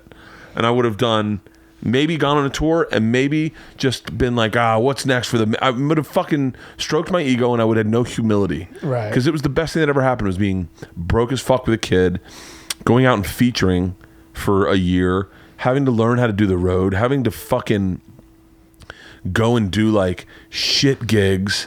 The Laughs Unlimited. Do you ever do Laughs Unlimited? Yeah. Like do Laughs Unlimited for a weekend and stay at that Econo Lodge next to the Denny's that shut down after midnight because there were too many shootings. Oh my God. And meet guys who give you I met some guys in that process that were vital to establishing what you wanted out of this business. Yeah. Like there was this guy, Kelly Moran. Oh yeah. You know Kelly? Do you remember Texas, him? right? Yeah. Yeah. He had the Amarillo Comedy Club. Yeah. Dude, he's the reason he's my first headlining gig ever. Wow. He's someone I said to Leslie, the girl at Laughs Unlimited, I was featuring for Kelly, and Kelly played the piano and kind of fucked around, and I think he was just trying to stay sober at the time, to be honest with you. Right. And he was like, hey, he's like, I'm not. He was the nicest guy. He's like, I'm not shitting on your act, but like, I need you to like dial it back. He's like, I'm having a hard time following you. And he was like, why aren't you just fucking headlining? And I was like, they won't headline me. He was like, that's fucking stupid. So we go out, and he goes, just so you know, I asked Bert to dial it back. I'm having a hard time following him. So, because you did 30 minutes to feature, he goes, I'm gonna have him do 20. And towards the end, I'd really appreciate it if you just work on new stuff. And if you don't do well, I don't care. And I'm saying this so that Leslie knows that she shouldn't care either. It would be easier for me. And she was like, I was like, okay. And everyone's like, okay. And he goes, Leslie, why don't you just headline him next time? She goes, he's not a headliner. By the way, Leslie's not in the business anymore. And probably should have never been. I think she should have just run a bar. But she was like, she had no comic insight. Right. Love her to death. But like the least of her strengths was comedy. And she was like, he's not a headliner. And he goes, he's definitely a headliner. She goes, we only headline headliners. He's a feature. And he goes, so he'll never be a headliner by that standard? She goes, he doesn't headline any other clubs. And he goes, hey, Bert, what are you doing next weekend? And I was like, nothing. He goes, would you like to headline my comedy club in Amarillo? And I was like, sure. And he was like, hey, turns out he's a headliner. So no, you can't feature him anymore. So now book him as a headliner. And he walked out. And I was like, oh. And then I went up to him. I was like, am I really headlining your club? He was like, yeah. And I went down, headlined his club. That was funny shit. Yeah. Did you ever do Amarillo? I never did it. No. Really? No. No, I didn't. I don't work Texas that much. But what clubs did you start doing on the road? I mean, Milwaukee, obviously, Chicago. Zanies was always big. Bert Haas always liked me. Never met that guy, but I've gotten phone calls for people meaning to call him. Yeah. Like they go on their phone and they call Bert, and my number comes up. They look Bert, yeah, and they call Bert. Yeah. It's only happened a couple times. It's actually only happened once. Yeah. Actually, it never happened. I just thought it would happen. I do have to use the bathroom. Go to the bathroom. Yeah. Just pee, right? Yeah. Just pee by that Bird of Paradise, and I'll keep talking right now. Oh, okay. Yeah. This is the solo portion of the Bertcast where we play a game called Secret Time. Halston, do you have any questions for me? I have a lot of questions about Johnny Depp's house. Oh, for real? Yeah. Are you on mic? Okay, good. Yeah. You know he's in a band with Joe Perry and Alice Cooper, right? It's called the Hollywood Vampires. Yeah. They're going on another tour. Was he there? Nope. He wasn't there. Nope. Oh, Johnny Depp house to yourself. Yeah. With Doug Stanhope. And you did a podcast? Yeah, we did a podcast. You got to listen to it. People have already listened to it if we did release it. And if we didn't release it, it's because it's unlistenable. I don't even know if the levels were right. But yeah, I got the podcast with Stanhope. It's like an hour and a half, but towards the last 20 minutes, I don't know if you can understand us.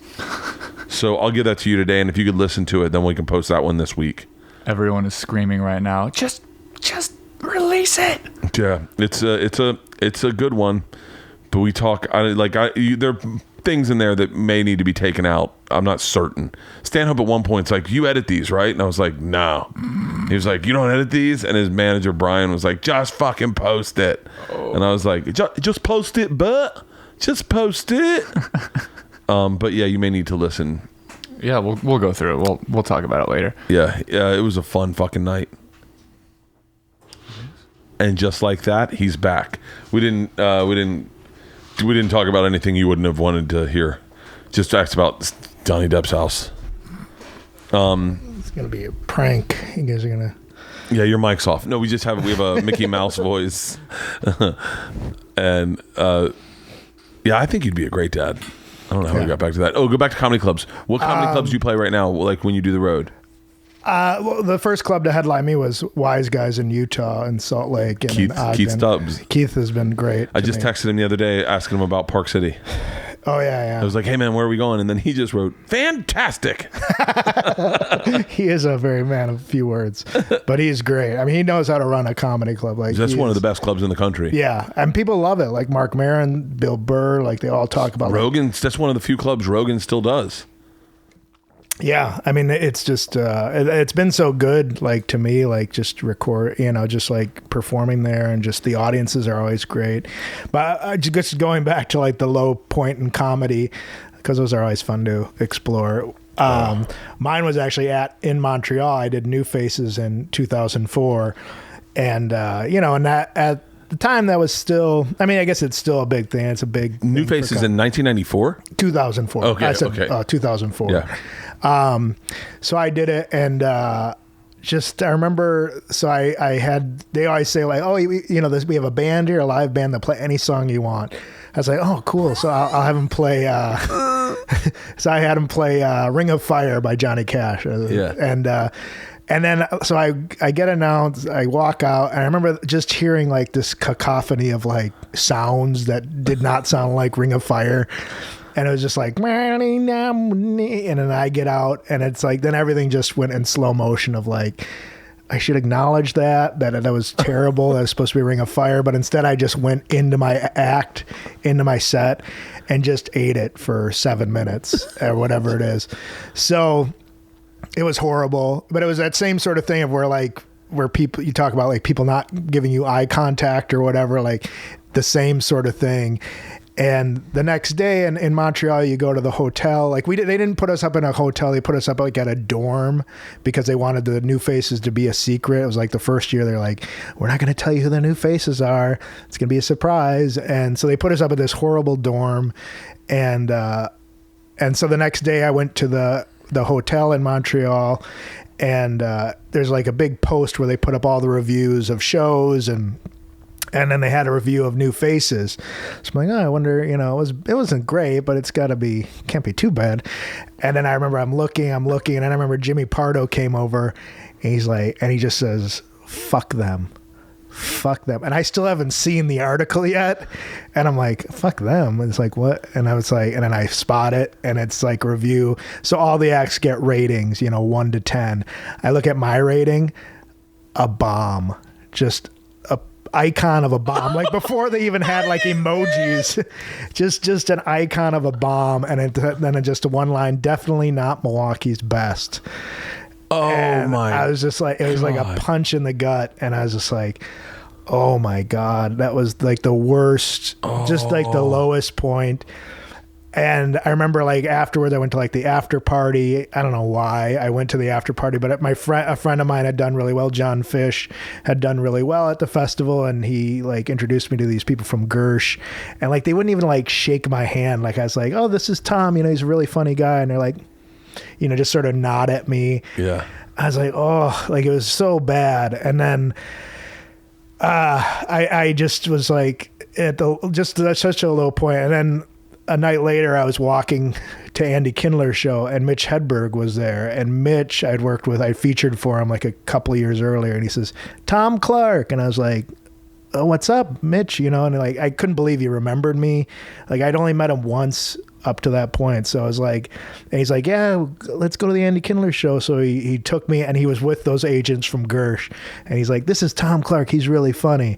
And then they like shook my hand, but purely because Mitch told them that to shake my hand. And but it was such a low point, but Mitch acknowledging me and like making me feel like a comic made so much difference to that whole experience. Like, and I remember then that week after the Monday I flew to Vegas because I was featuring at the Riviera, so I had to do 2 shows a night. So there was no time to like feel sorry for myself. I just had to like get back on the horse and ride again, and just did 2 shows a night. And it was fun. It was like, and it just reminds you like, it's not about the industry and all that. It's about like, you're doing this because you got into comedy because you love it. You love making people laugh.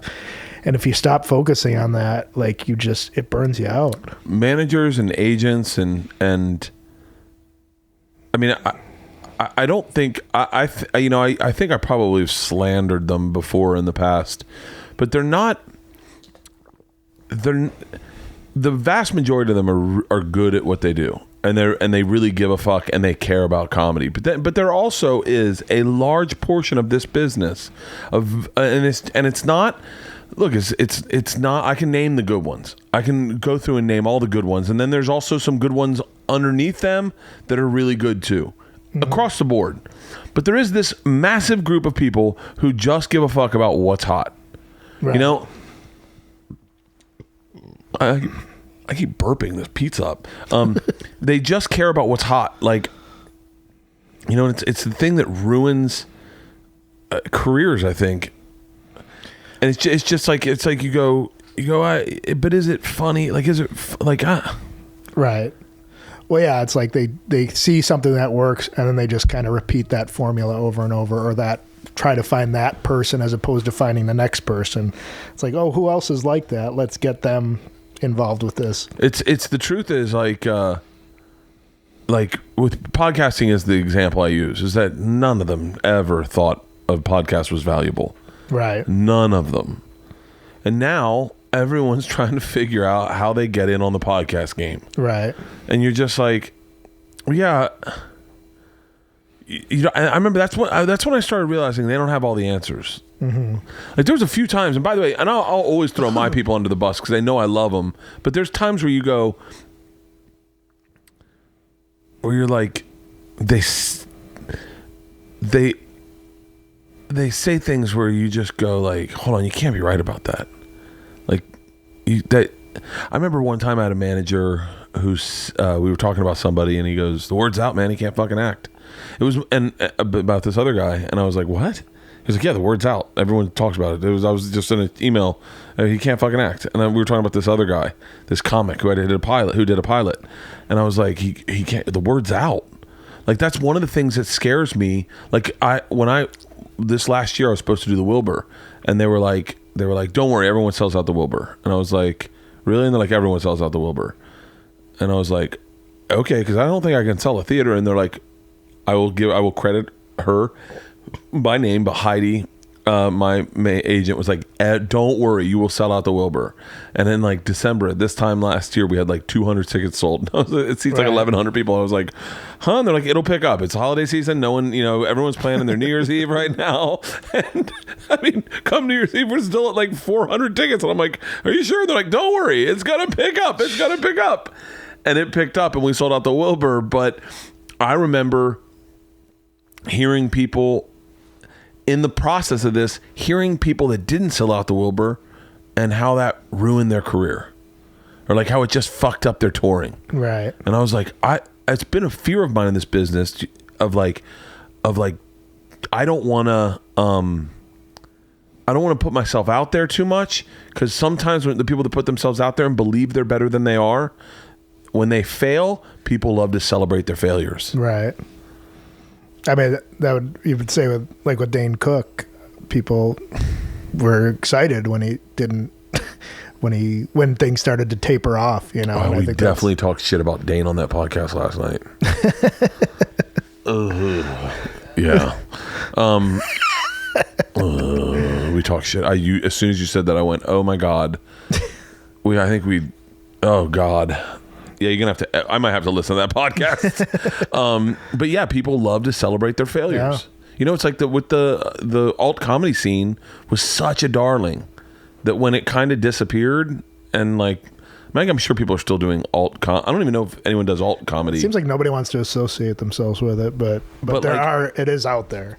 It's out there, but it's like people would rather just do comedy and just be different. Like that was what always blew me away about that. I was like, I think all comedy. I think similar comedy is a bad idea. Right. You should do something different to you and be alternative from what everyone else is doing. Right. So like I remember saying to Gary Goldman, I do alt comedy. Like I do alternative comedy to what my friend does. Mm-hmm. I think now even more so. I feel like Stanhope last night was talking about me being a storyteller. I go, I do tell stories, but I think I tell jokes also. I was like, I don't know, what am I doing? Right. But yeah, like I feel like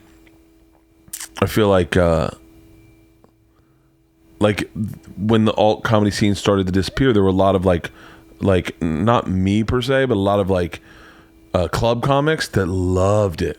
They loved to hear that people couldn't sell tickets.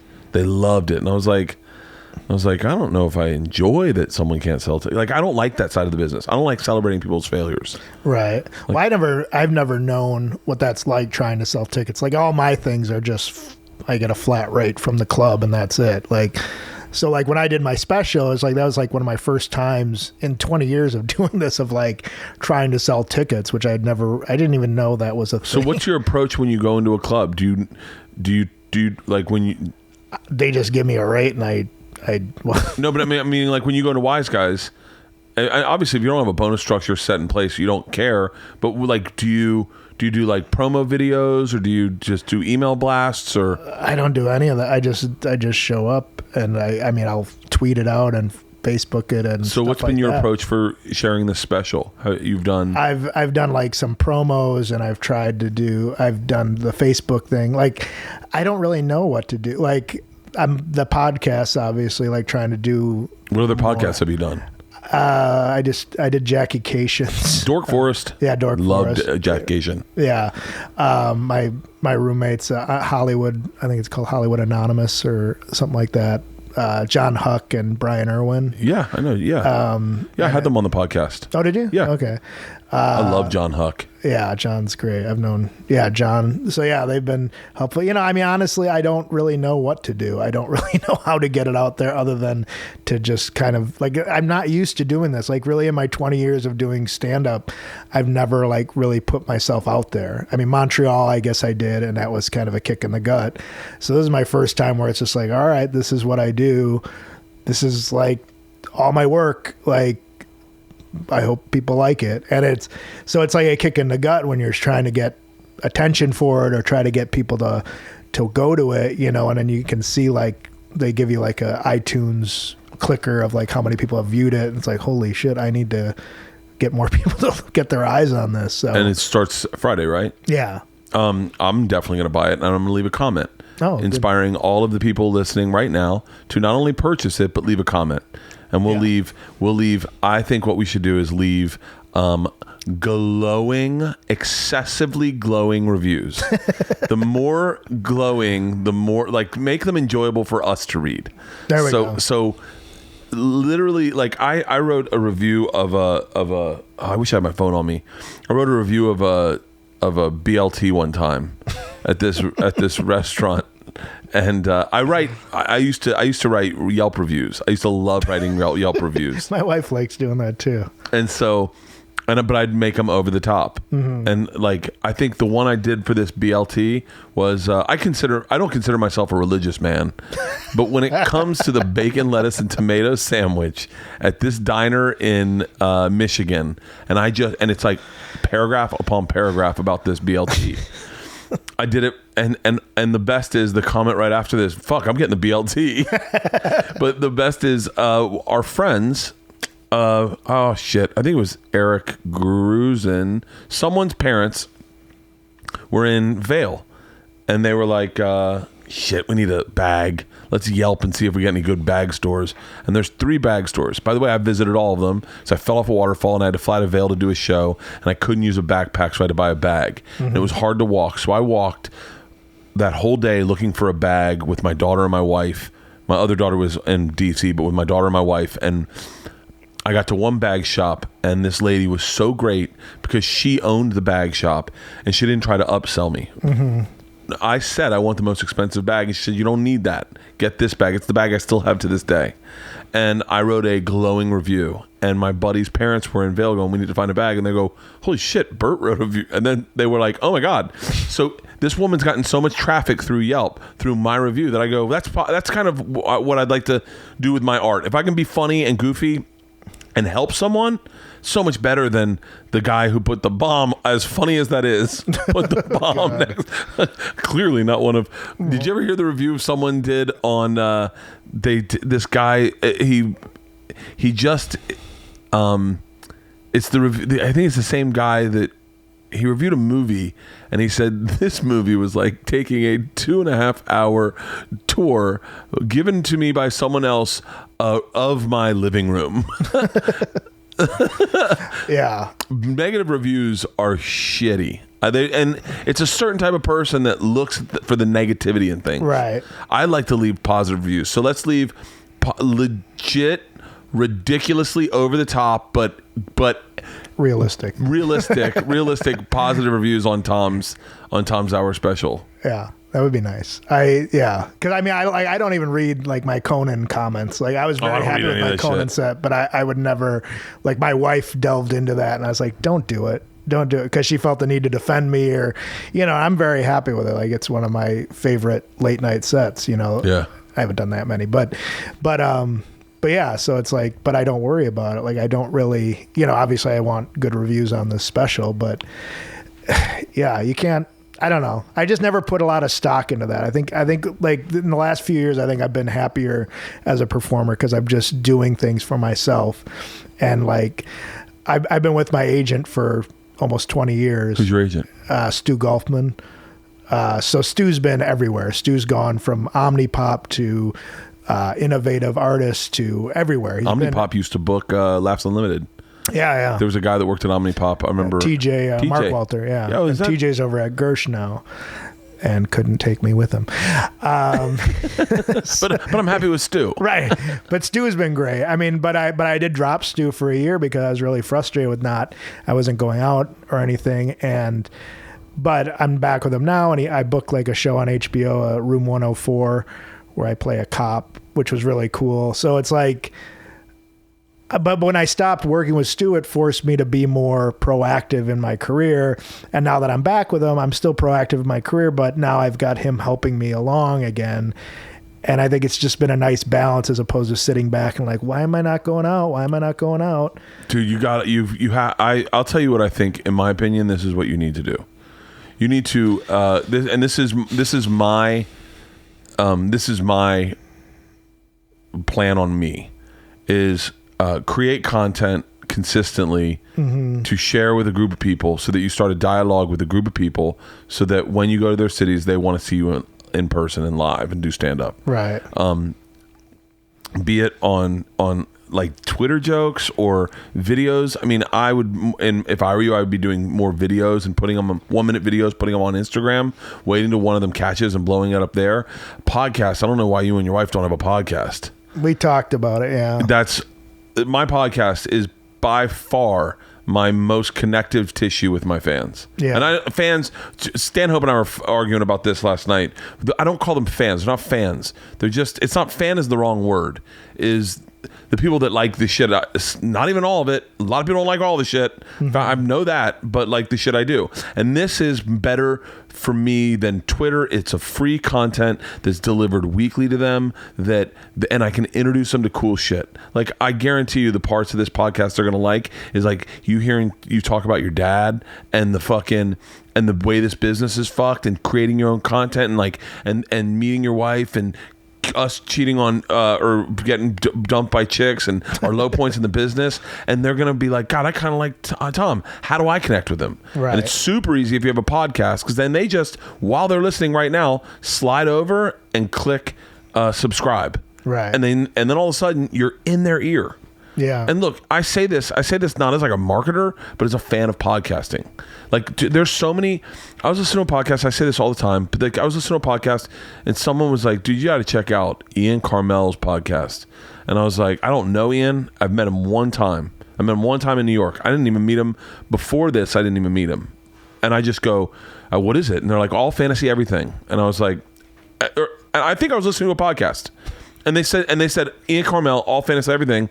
He drafts stupid shit. Him and his friends do like a draft of stupid shit of like malls. All right, we're gonna draft all the cool shit in malls. Oh, I'm gonna start off. My number one draft pick is gonna be the food court. You gotta have a good. And then they break down.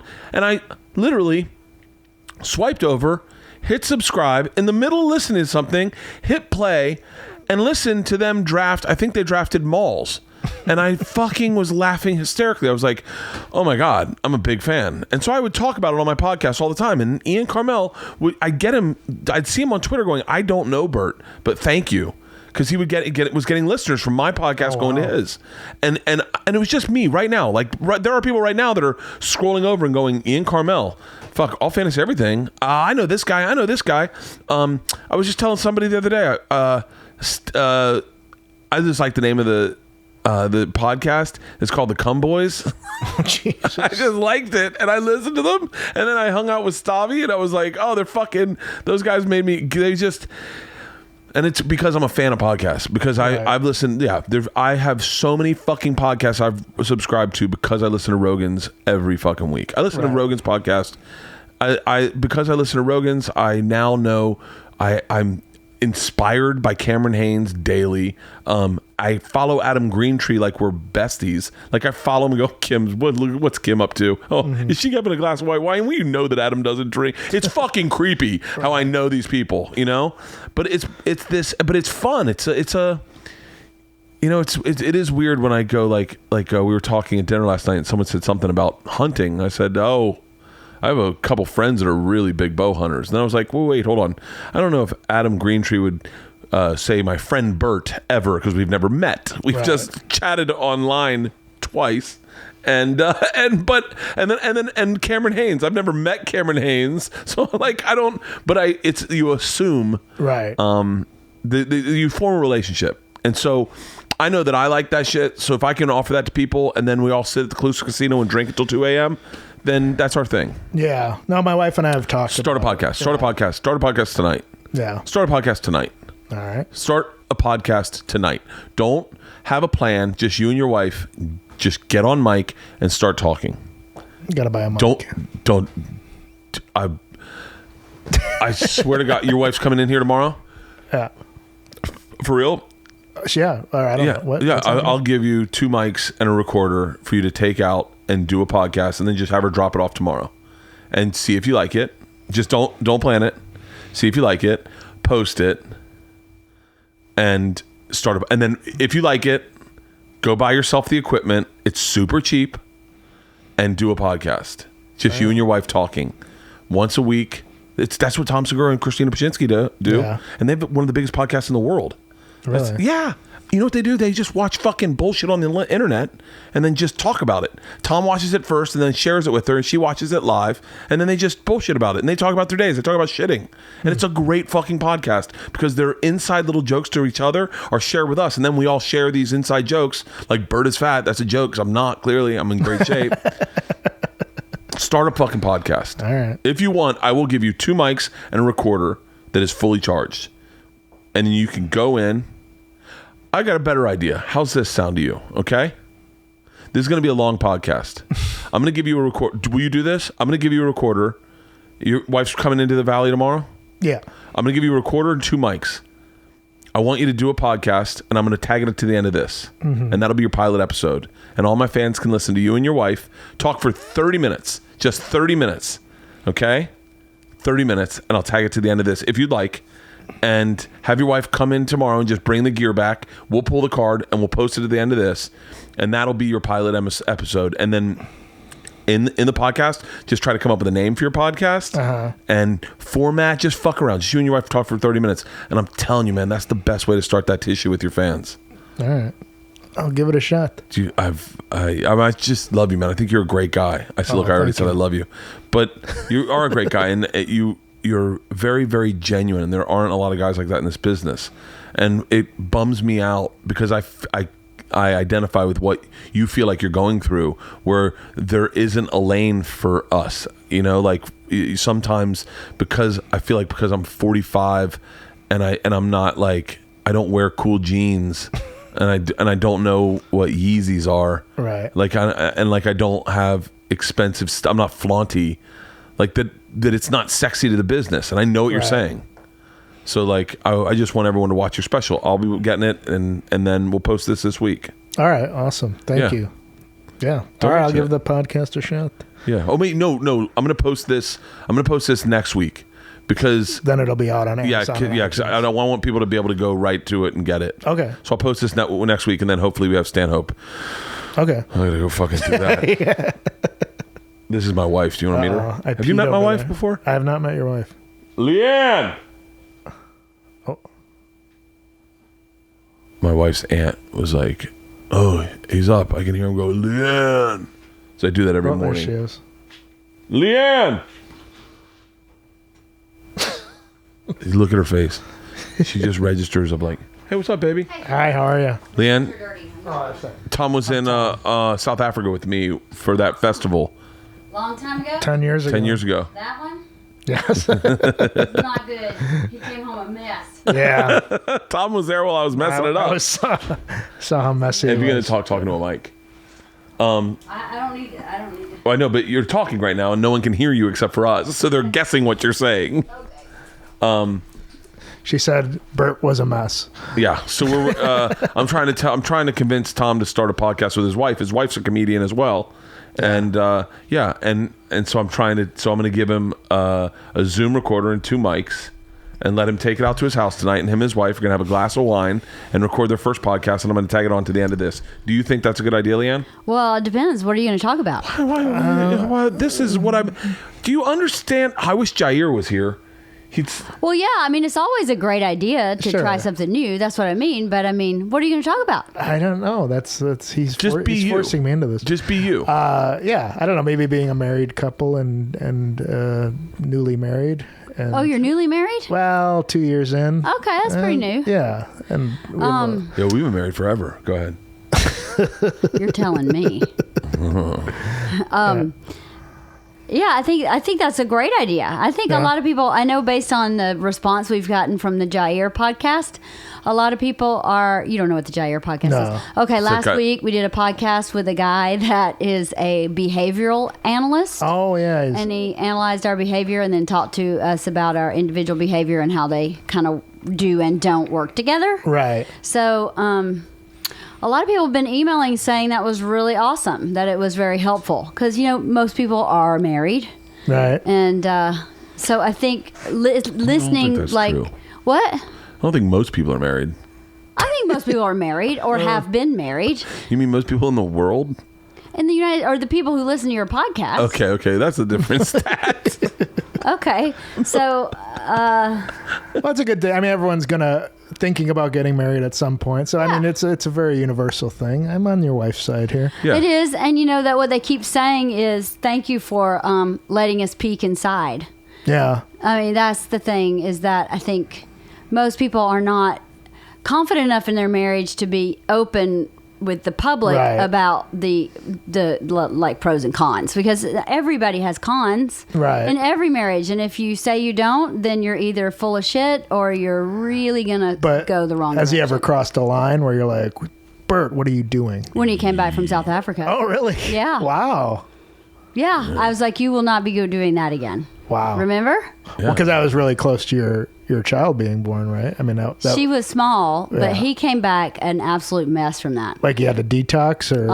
Oh wow. It was messy. You don't remember that? No. And you don't remember me saying you will not be doing that again? I don't think I've ever told you couldn't do anything except for that. Wow. Yeah. I mean, even Good with all idea the bringing stuff her with in the this, huh? Travel Channel stuff, I wasn't a big fan, but I didn't emphatically say you'll not be doing that again.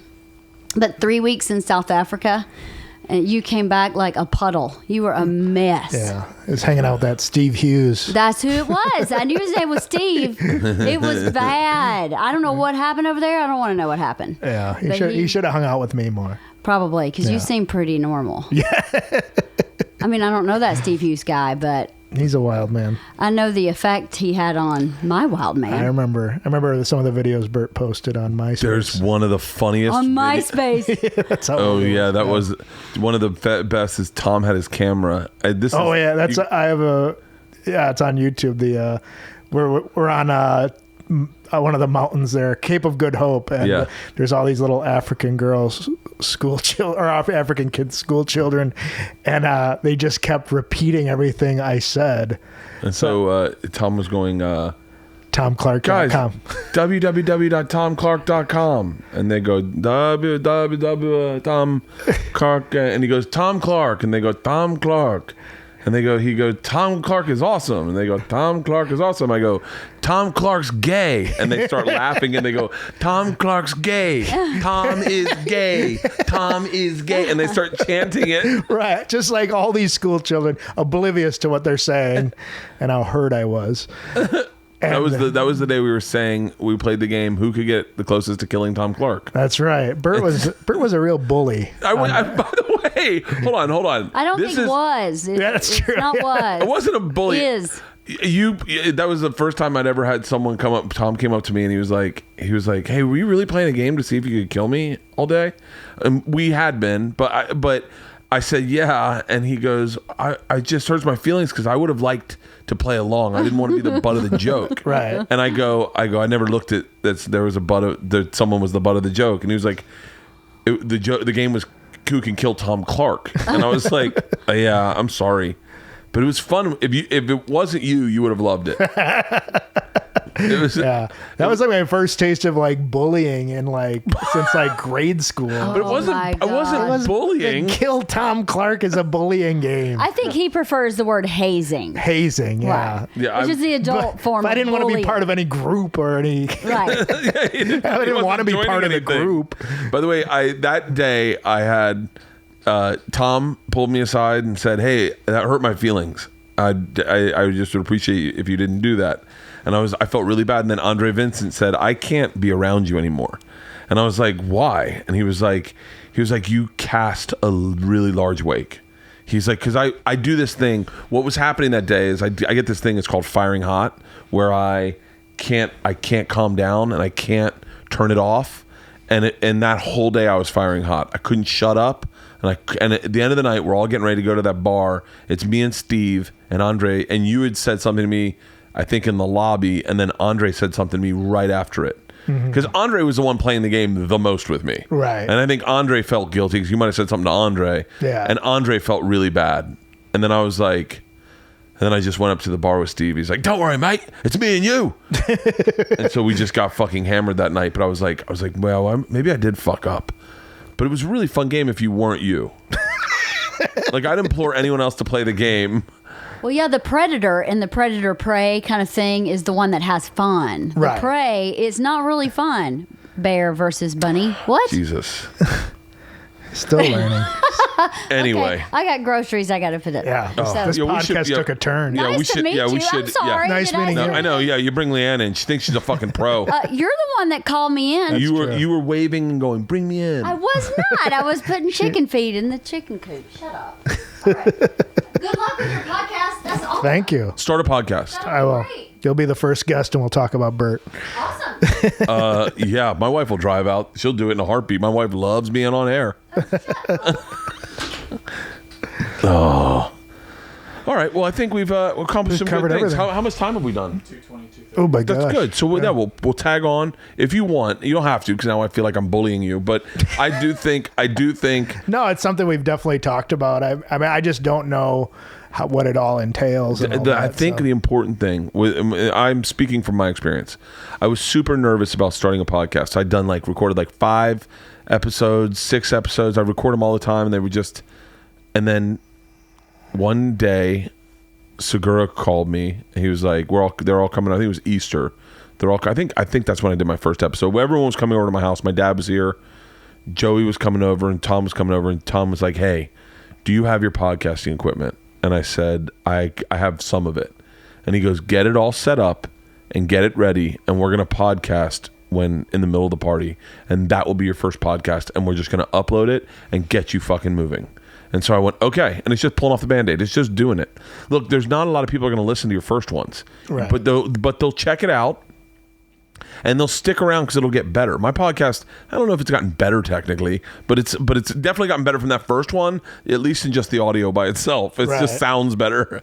But it's gotten better, and it'll get better, and it'll get better. And by the time, it's like stand-up. Allow yourself to suck for a year, and then it'll by that time, and then you can go on when you go into it. I check out my podcast when you're doing radio in Salt Lake City, and everyone's like, "Oh, I loved his comedy." At the end of the show, check out my podcast, and you'll start accruing listeners and fans, and then you can go and promote stuff through your podcast, and that's your little pirate ship, as Adam Carolla calls it. Right. But yeah, and if you want, I will totally give you 2 mics and a recorder, and we can post it on the end of this, or do your own thing, and if you want, you and your wife can come over and promote it once you've got it going, and we'll do a 4-way podcast, you, your wife, and me and my wife. Okay. Why don't we do that? Yeah, that'd be good. You guys start your podcast and do it, and when you've got it up and running, and you got a couple episodes up, come over and we'll do a 4-way podcast on here. We'll have a glass of wine and we'll all bullshit and we'll talk about your podcast and you and parents. My wife would have loved to talk to you about your dad. Yeah. Would have loved. She loves that shit. But I appreciate you. The name of your special is Outraged. It's on iTunes. It's on Amazon. You can pre-order it on. You can just buy it. When this is out, you can get it. So go right now. Leave a glowing review on iTunes and read my review and comment on my review and buy it and watch it and find this guy. He's funny as shit and he's a great guy. And I'm sorry I bullied you. Again, I'm sorry. I'm saying sorry again. It's fine. I love you. 10 years ago. I love you. I love you too. That was great, man. That was a great fucking podcast.